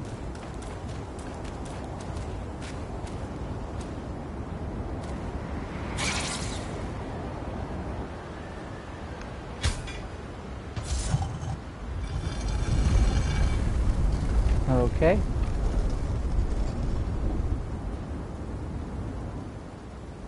Dead. I don't know. That opens up that area. Now I need to... I never went up here. I don't think. So I'll go to the Squall hideout. And then go north. I'm just trying to make sure I don't miss any optional boss fights, because the last one I swear I went everywhere, unless maybe I needed to talk to that one guy again I talked to that gave me the bottle. And yeah, I don't know. I looked everywhere.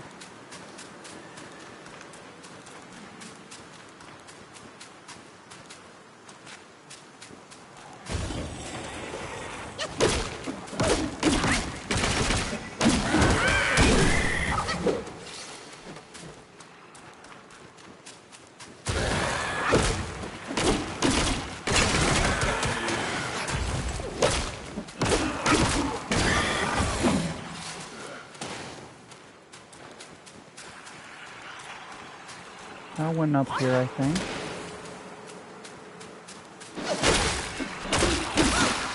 Can I?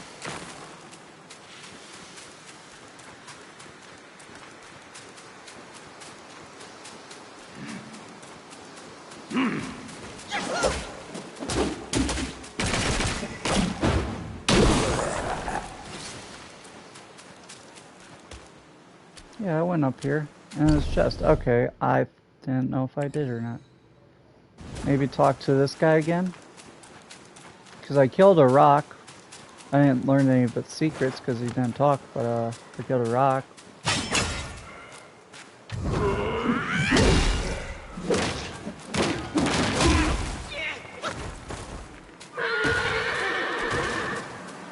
Why does bro sound like a horse?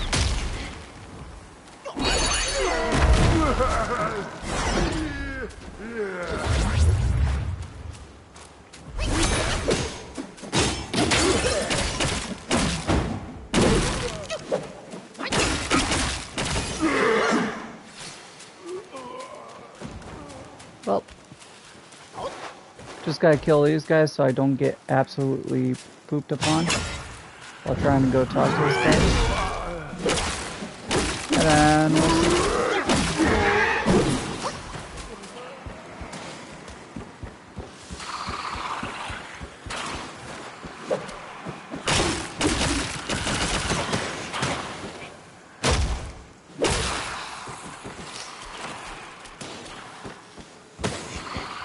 God.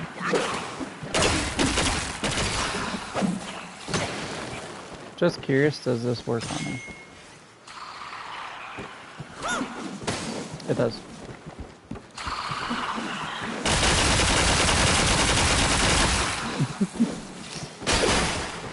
Okay. You can go down and talk to bro now.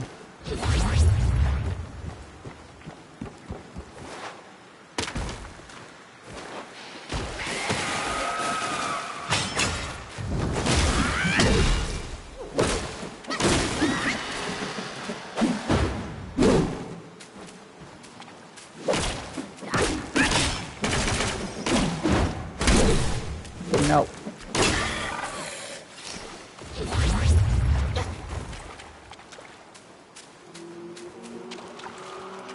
In that cave, there's a rock guy lurking, holding secrets, I bet. What Should cave? you uncover the reason? Rock. What cave? Maybe here? There's also an area down here. But I couldn't get into it because that was where I think that was where the warthog was. So it looks like what's this? No, that's the warthog. So what's this area? Well, it looks like I'm gonna have to go here to find out.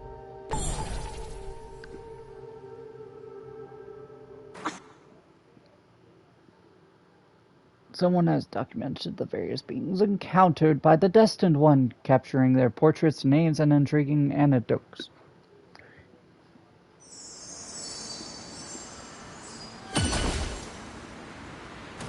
Okay. Open the door. Thank you. Oh yeah.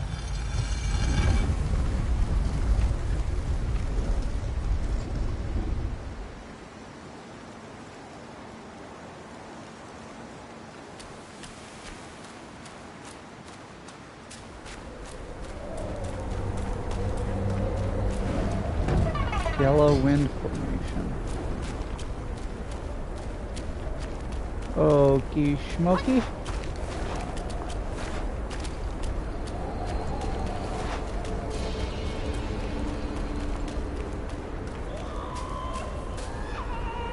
One second.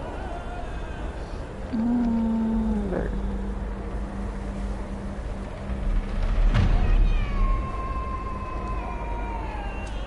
Okay.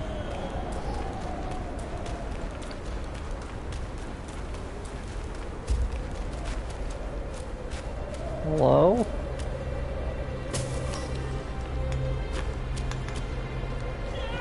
Don't mind me, I'm gonna meditate right behind you.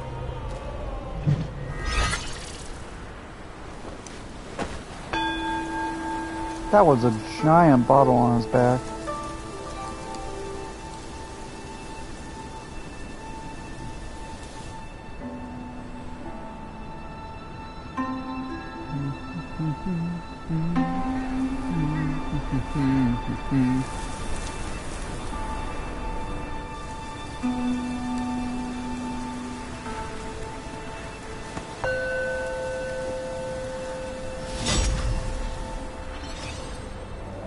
Okay. Who are you? Hurled by gales to and fro, changed from our former glow. The signs told me you would come here. Uh-huh. Such is destiny. What's done is one step before what's to come. It houses a treasure that none other can see. A scale shed by the old Long King of Jing River upon his beheading. Have you seen it in this bridge, young friend? I've seen a When the couple Long of King defied the court, thingies. the Jade Emperor was set to punish his entire house. The four sons of the Long King, deities of the Four Waters, fled. Deities, not even they have control over their destinies. Once caught in the threads of karma, all are mere offerings on the platter. Four longs for the Four Waters under the sky. Their destiny is sealed, as yours and mine. When the Long Anything King else? defied the court, the Jade Emperor was set to punish his entire house. The four sons of the Long King, deities of the Four Waters, fled. Deities, not even they have control over their destinies. Once caught in the threads of karma, all are mere offerings on the platter. Four longs for the Four Waters under the sky. Their destiny is sealed, as yours and mine. Are you gonna When repeat the again? Long King did the four Yes. sons deities. Once Okay.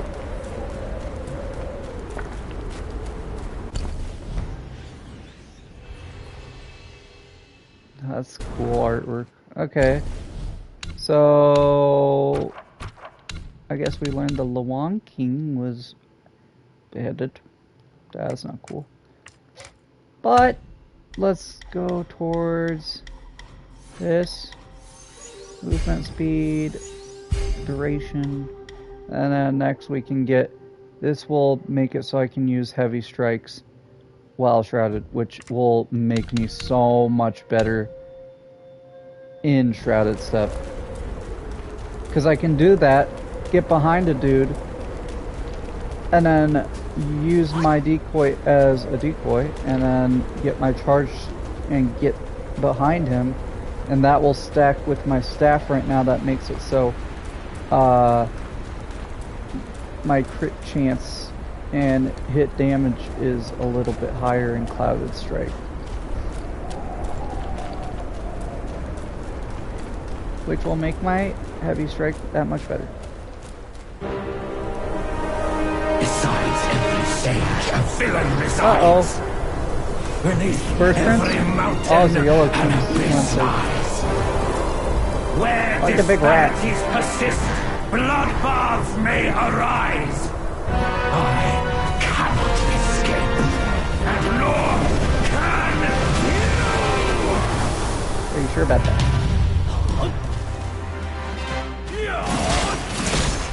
Oh god.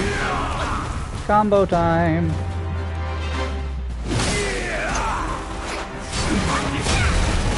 Okay, I got absolutely dumpstered. Holy crap.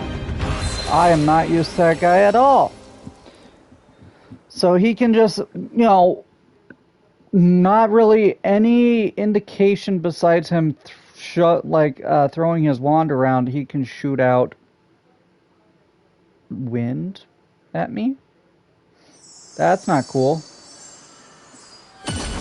Okay, this might be an issue. But also, it gives me a chance to go for this. So that was why there was a big tornado in only one place. It was because of him. With him. Doing whatever he's doing over there like a weirdo.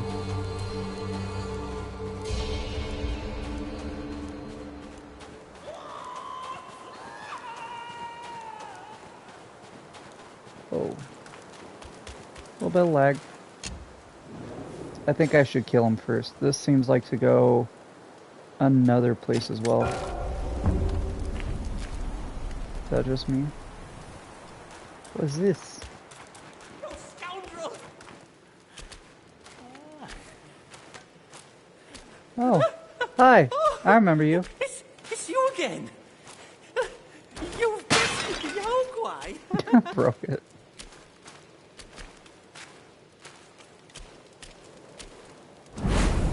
Whoa.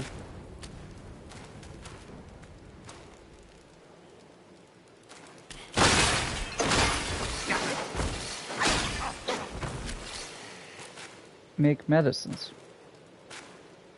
Mine eyes doth see the Tao from the confines of my abode. Greeting, brave one. Celestial and mortal medicines. These cost core. Oh, but they increase my health and stuff. Okay. Max health is always good. Max mana, max stamina, increases defense, stamina, chill, burn, poison shot. Let's go for my man. This. Should I wait? What's mortal? Oh, this is mortal. Just the normal, easy stuff. What does he even hit me with? I would say maybe shock, but I'm not sure. Longevity decoction. Decoction. Well, yes, please. And then I will sell you. I don't know. I don't want to sell you stuff. Talk. We'll talk after I make stuff. Increases max health for a long duration. Sure, we'll make 2. And then, do you have the... Which one is it? This one? Yeah. Might get that one. Makes crit hit chance go up. Increases attack for a long duration. Increases... slowly gives focus for a short duration. Well, that sucks. I'll get this one. 2 of that. And then we'll get chilled. We'll buy 2 of those. Hello. I can never repay you for saving my life. Oh, here. A token of my gratitude. Gave me a mind core. Yay. Let's make a celestial then. We can make a bunch of health ones. How much is this? Only 2? I think that's a little bit, but holy crap. So let's make one of those. Uncover the secrets of sky and earth, and thou shalt have pills.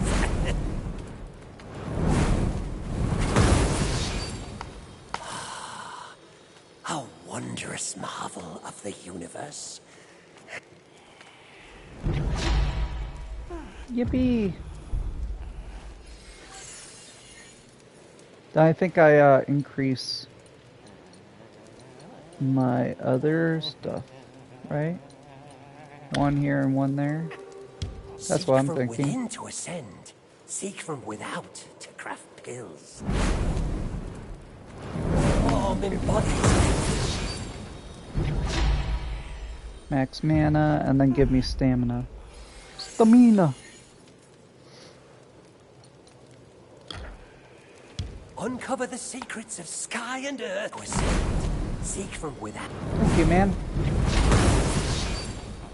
You're cool.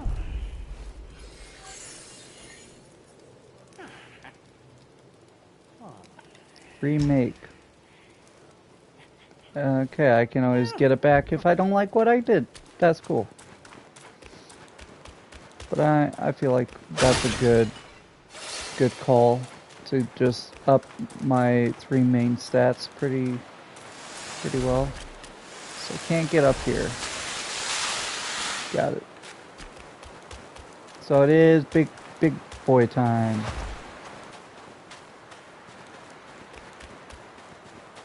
He will rule the day. He thought he could kill me in one combo. I'm better now. I'm stronger. I am better. A wretch like you has come far enough. Okay. Pulling out new movesets. Got it.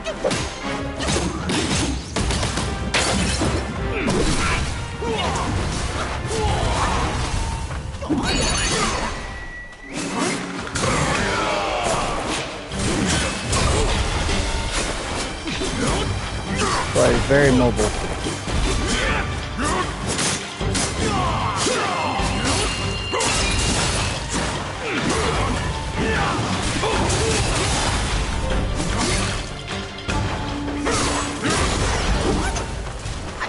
Okay.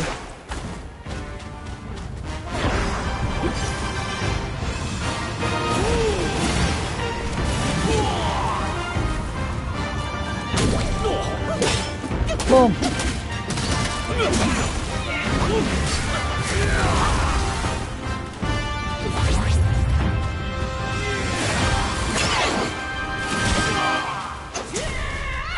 This guy might be an issue.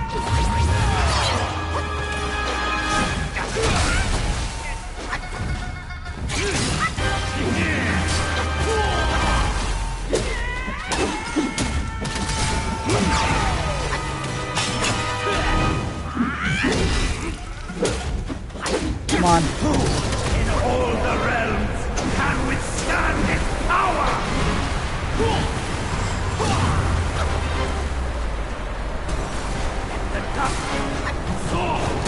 What the heck?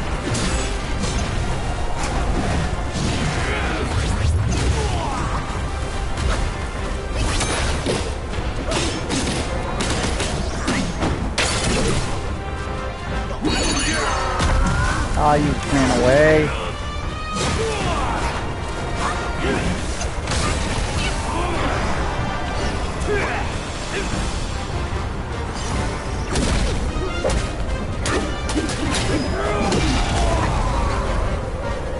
What the heck?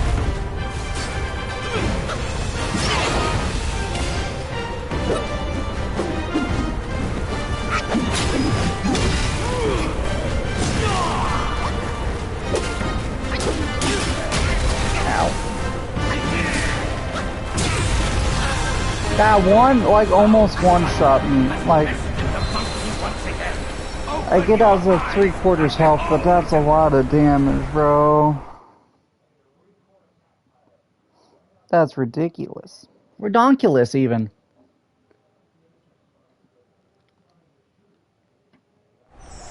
Do I dare? I think I dare. What I'm thinking is I definitely upgrade some of my dudes, some spirits, which I have enough for a good amount of people. Not that guy. Maybe this guy. We'll see. Not that guy, not that guy. I don't got these materials. Okay, I'm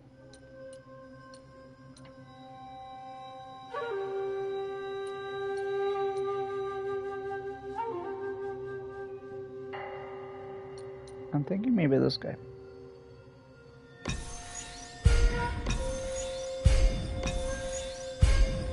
There you go. And then, I'm considering either going to that guy for my spirit or the snake guy. Snake guy might be good, but you also might get all the snakes killed right away. I would have to make the snakes be like behind him while I attack him and draw his attention. I'd have to see.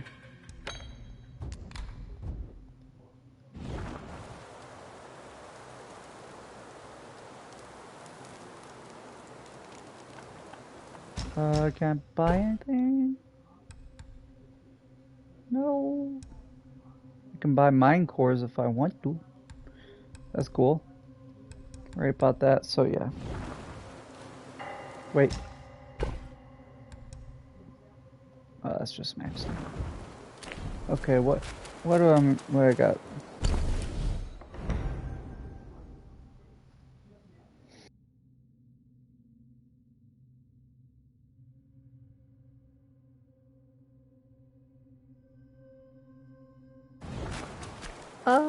What would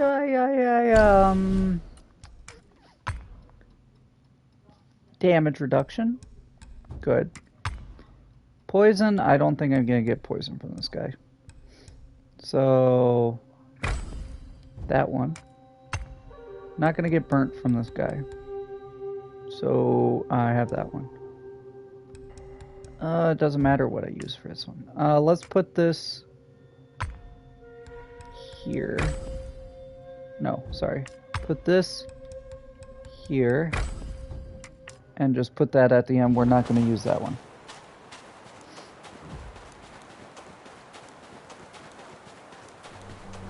So we're not using baby cooling powder. So everything besides that.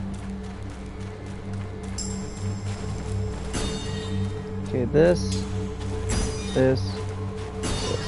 We're getting buffs. A skinny wretch like you has come far enough!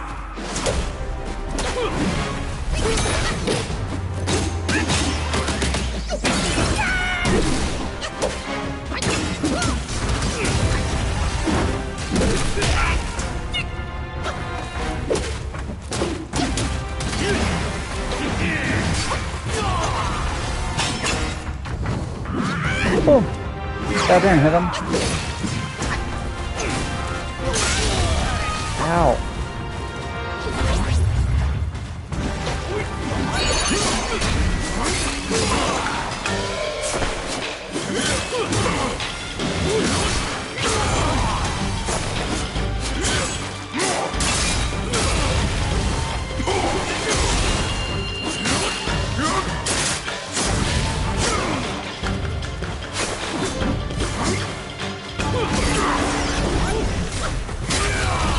Ow.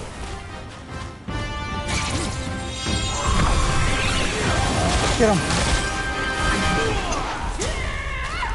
Get him.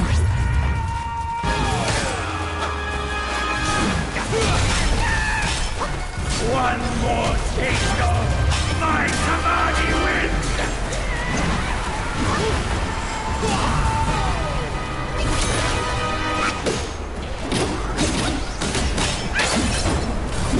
The dust! Soar! What am I supposed to do against this guy? He's not even real. Not even real. Steak.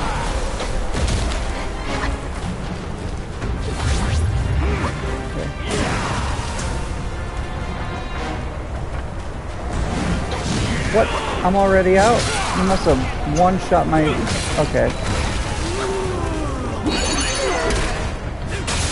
And... Okay.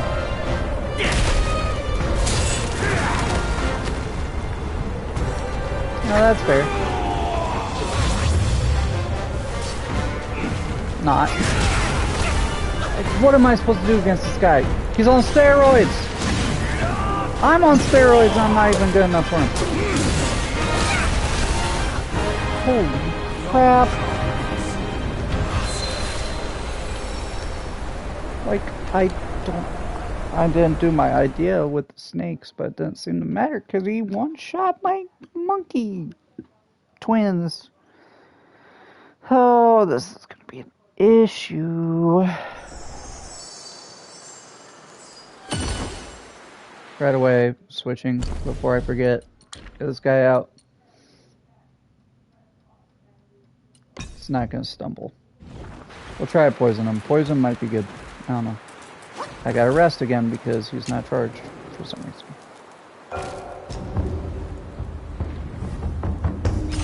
There you go. Now he's charged.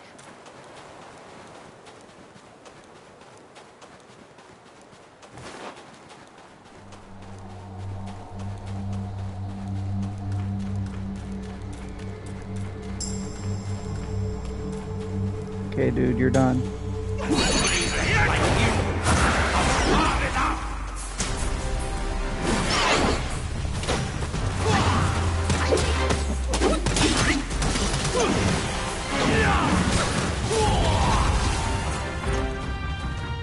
Okay, I think he's poisoned. Bro, I pressed R2 and circle 5 times.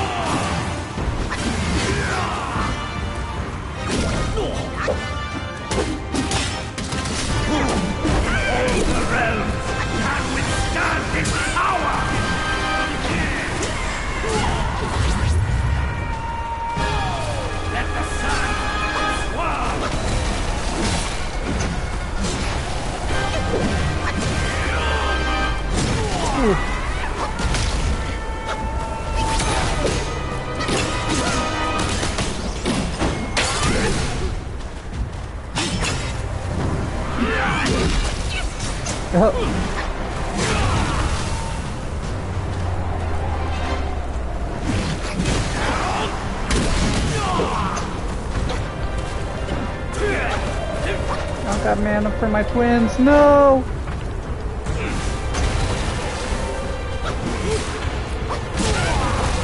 Ow.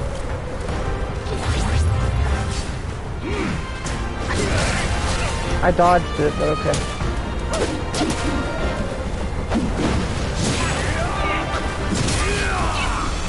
Bro, this guy's destroying me. I don't know what to do about this guy.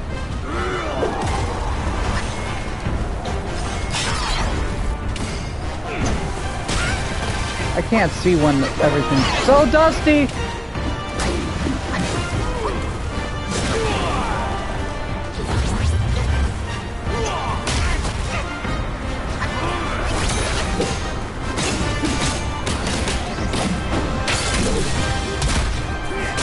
And we're doing this again.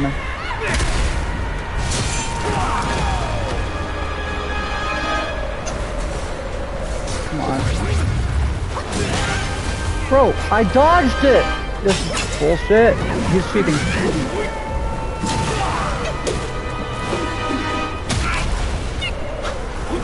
What is this bullshit, bro?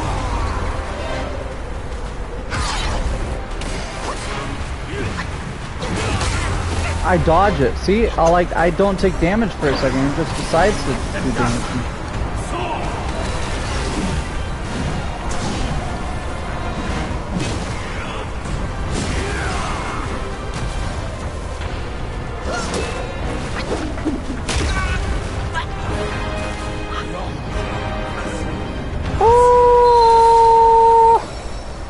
Guy's gonna make me lose my shit.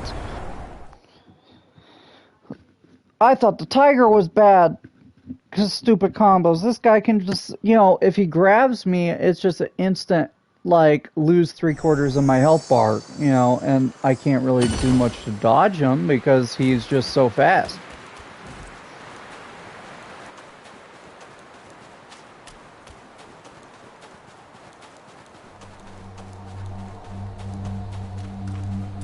I don't have a lot of those left. I can't just keep spamming potions. Ugh.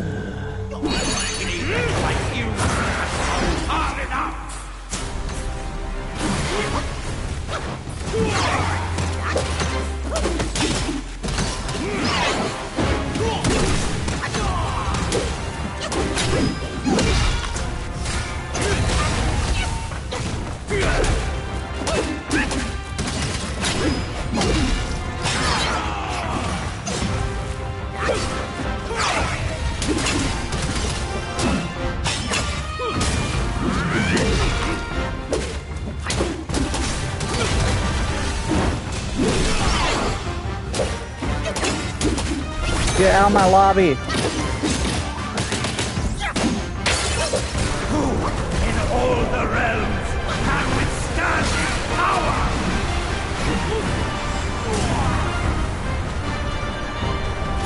Let the wind kill!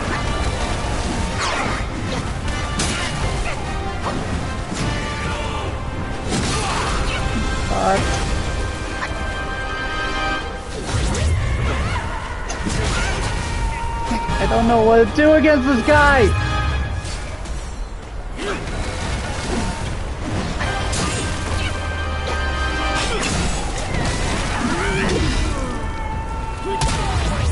I'm dead. This is so fucking ridiculous with this guy.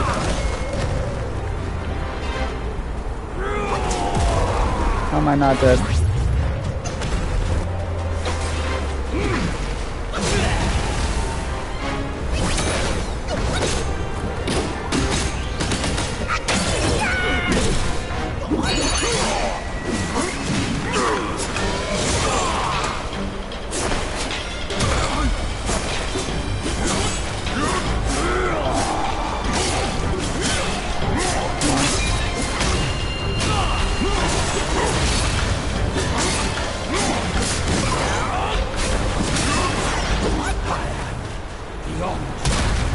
Oh my god, this stupid move!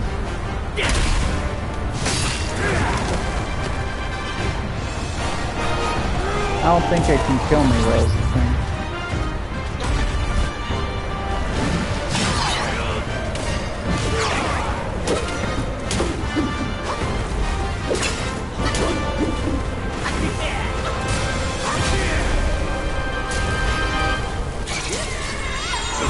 Get him! Get him!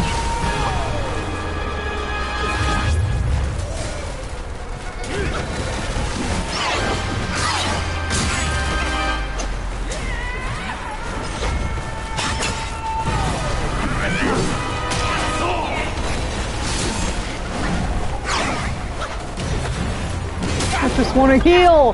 He won't let me heal! Oh. I'm turning French. I don't know what to do about this guy. He's so insane.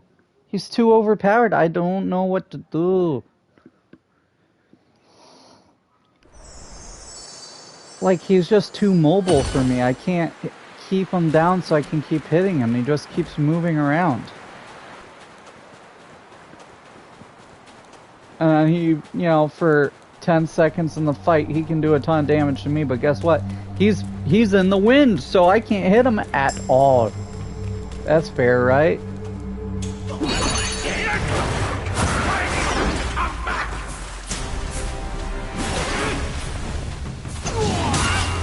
I dodged that, but okay.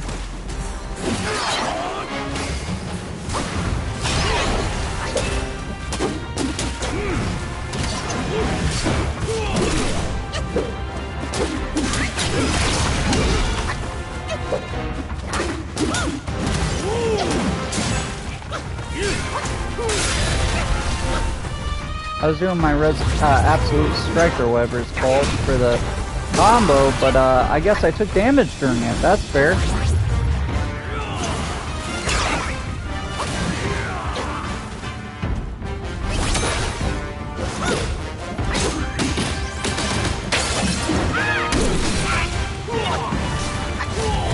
Sorry, how are you able to insta-strike the moment you're out of immobilization? That doesn't make sense. Everyone else gets staggered. Even other bosses get staggered, not you.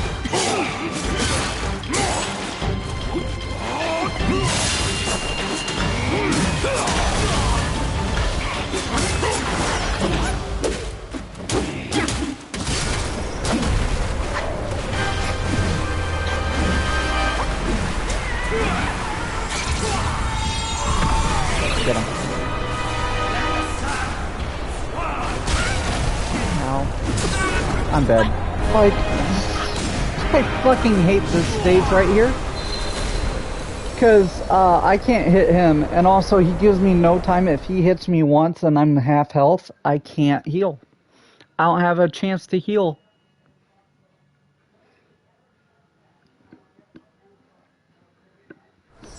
I don't know what to do. I just want to play the game, but they won't let me. Let me try a different guy. And also, I need something more than, oh, fire resistance. Guess what? No one ever fucking does fire! It's ridiculous! Not come across a single boss in this area that's done fire. The only time it was useful is against the black bear guy. But guess what? It was one fight. Dare you come back? Why do you have to come back? Because you keep killing me. If you didn't kill me, I wouldn't have to keep coming back.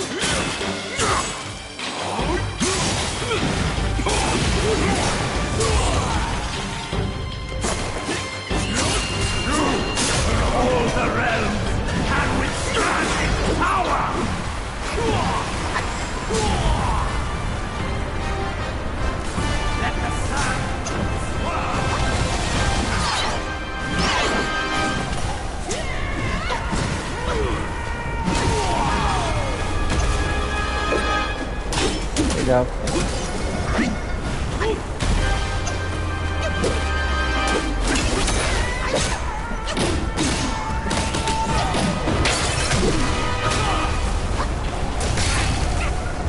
How did I get hit? I was behind you.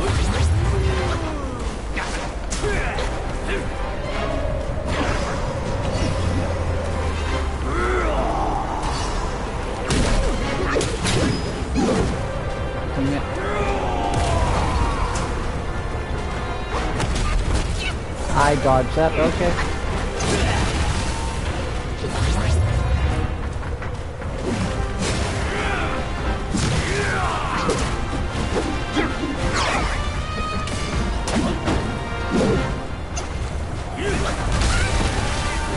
Oh. No!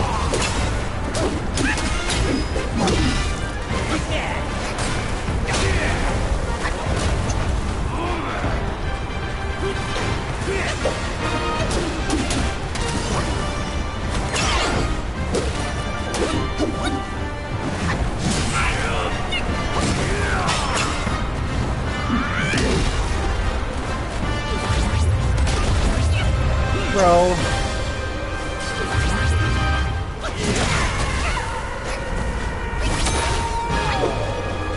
Come on.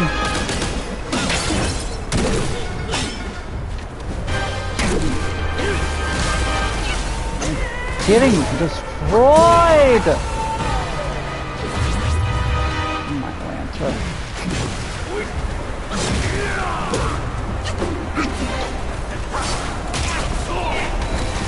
We're just in the dust again. I wish I knew. I wish I knew when he would do that.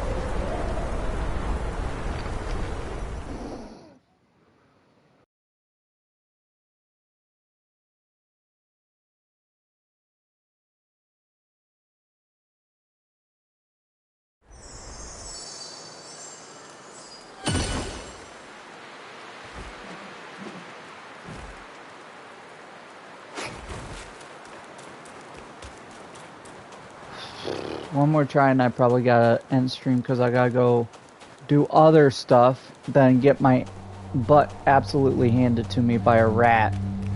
Freaking rat.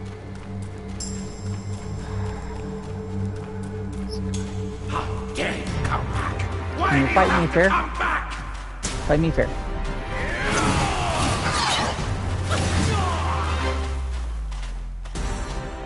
Are you done?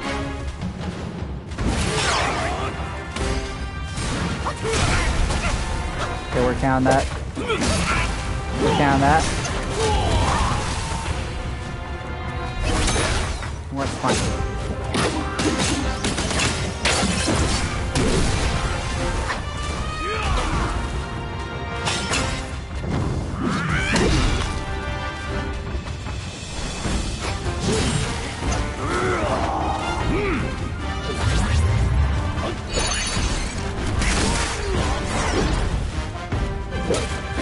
That was not worth it.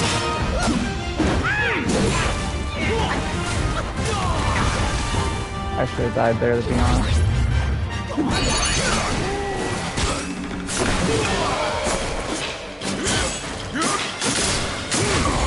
I need some more transformations. I need a better relic. I need a lot to do with this new stuff.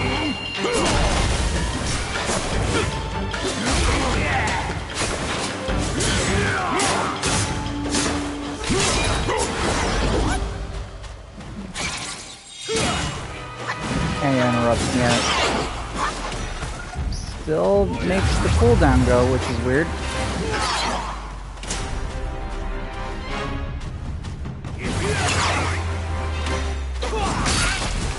What? There's like an after effect shockwave around him? That doesn't count. One more taste of my Samadhi wind! Might as well drink now. Here we go. He's stuck on the rocks. What an idiot.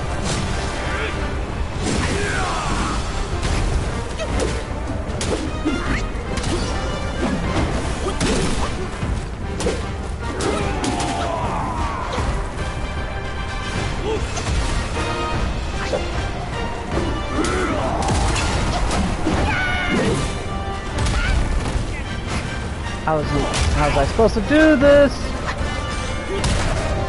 Bro, this guy.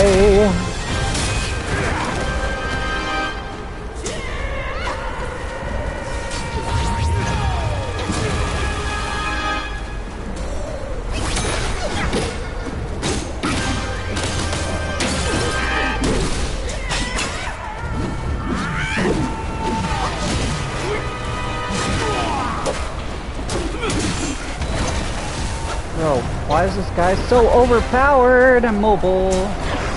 Pain in the ass.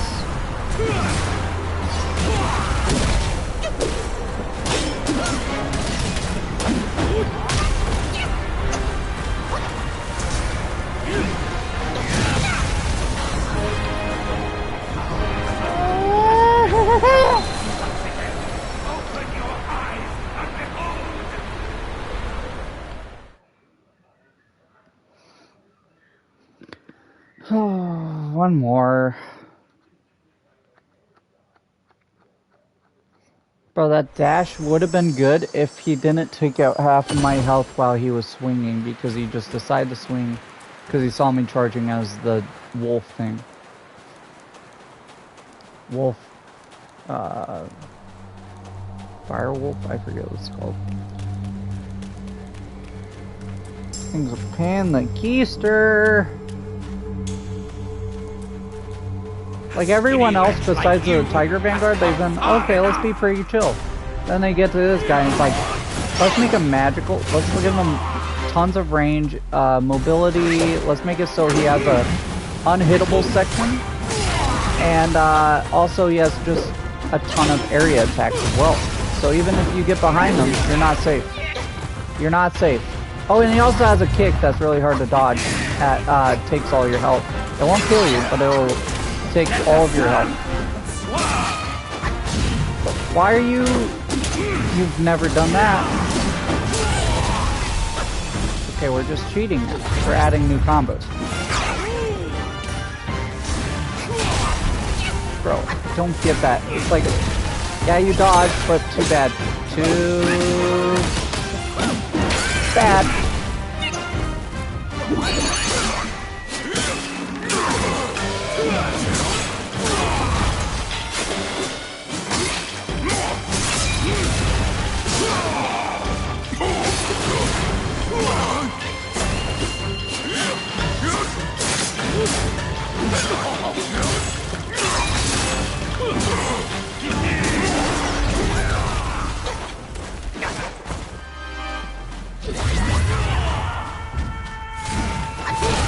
Like, that is so ridiculous, and it tracks you too. But yeah, just screw you, I guess. All the realm and withstand its power. Well, we're just getting to this stage, and I'm already down to one heal.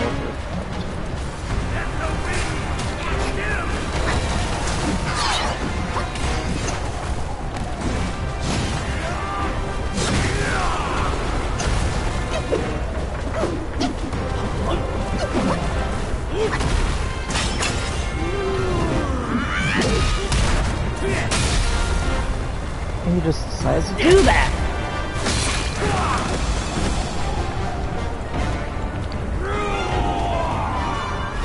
You know what?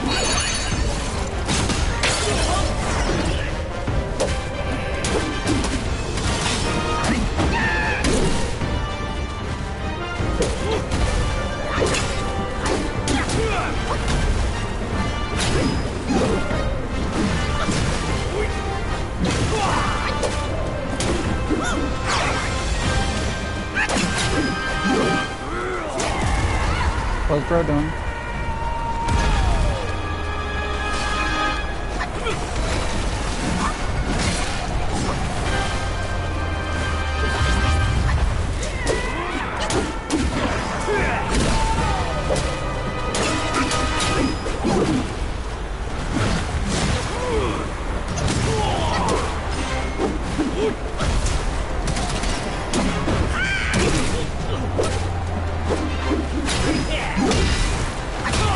And we're out of bounds.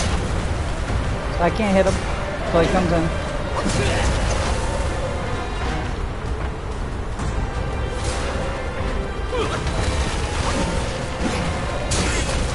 But I can never get the third one because I'm still busy dodging the second one.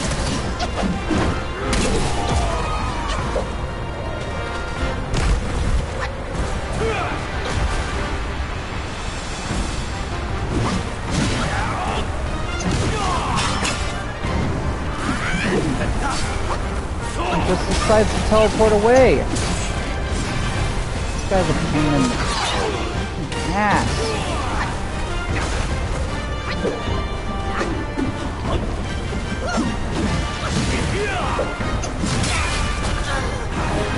What am I supposed to do?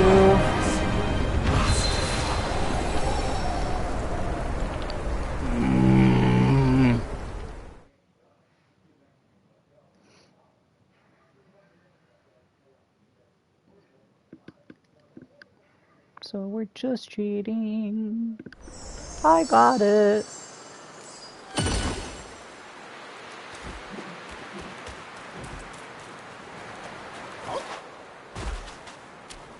Wait, this is a Crouching Tiger temple? It is. Interesting.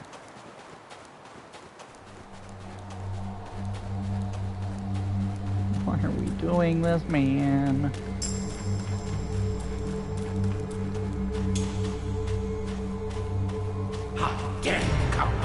Why do you have to come back?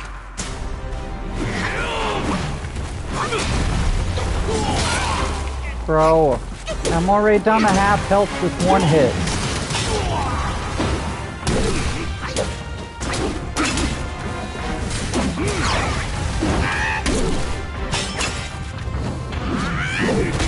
And lifts his leg, and I guess that moves his hitbox.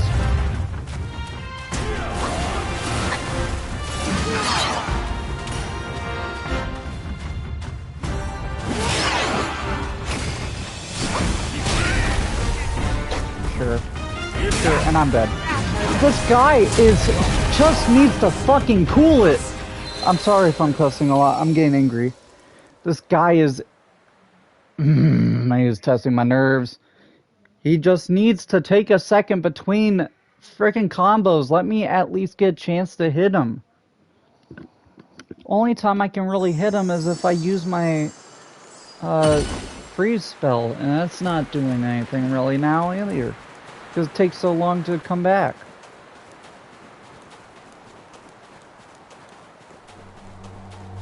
I also need a way, if there is in combat, maybe a set or something that over time, magic does come back. You might have to wait a long time, but at least it comes back so I'm not stuck without spells and I'm done.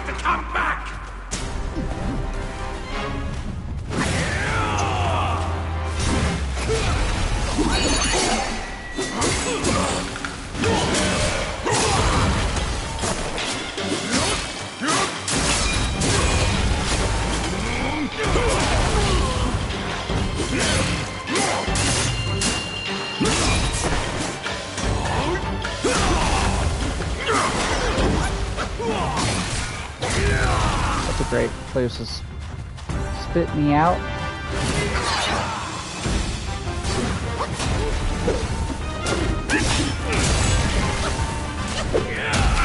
Since when did you have that combo?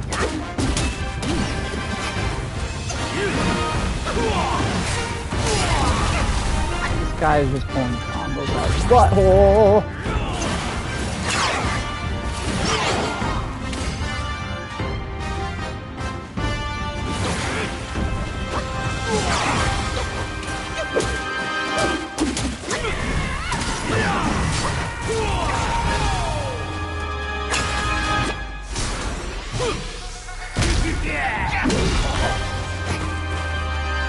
1 second.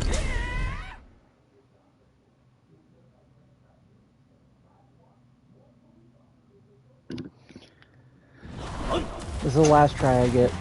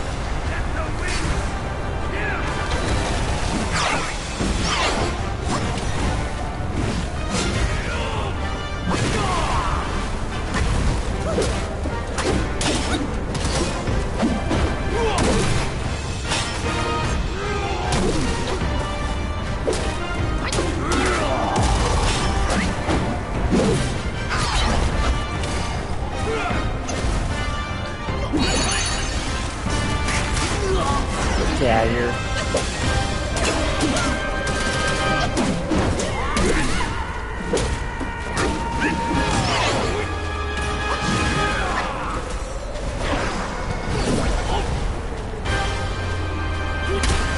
Oh, stupid fucking... This move is ridiculous. It's a kick, and then if he lands it, he just gets rid of all my health.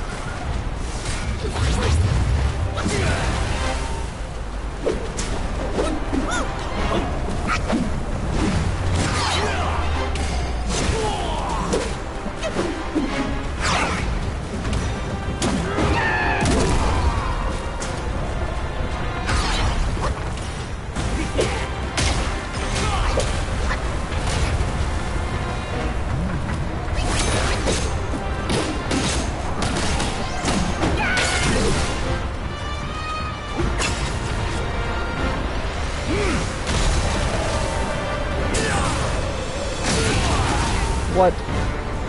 He hit me from up there. Okay. Yeah, when that stand sucks. That sucks. This already, bro. Like, you're that pathetic. You can't win normally.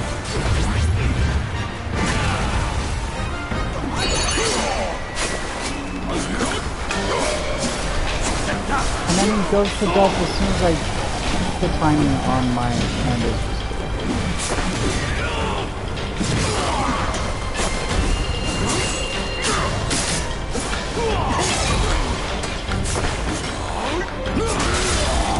come on.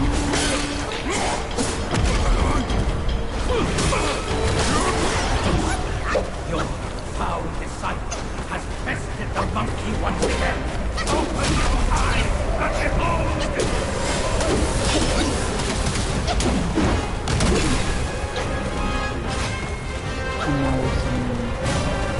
Tornadoes? Come on. Just push it right down.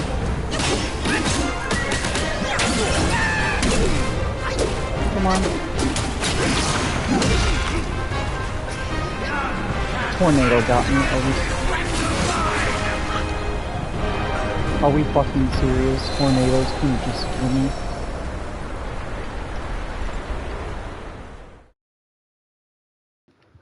Well, I got end stream today. Are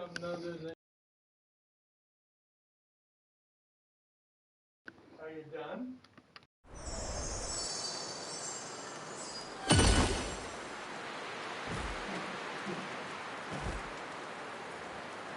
I'm gonna end stream there today. yeah, we'll pick up and we'll try to get this guy next time. That's bullcrap. I died to a stupid tornado. Anyway, thank you guys for watching, and if you want to catch me, and hopefully I'll be in a better mood, next time it'll be tomorrow around 2. So, anyway, thank you guys for watching, and I hope to see you all in the next video. Peace out!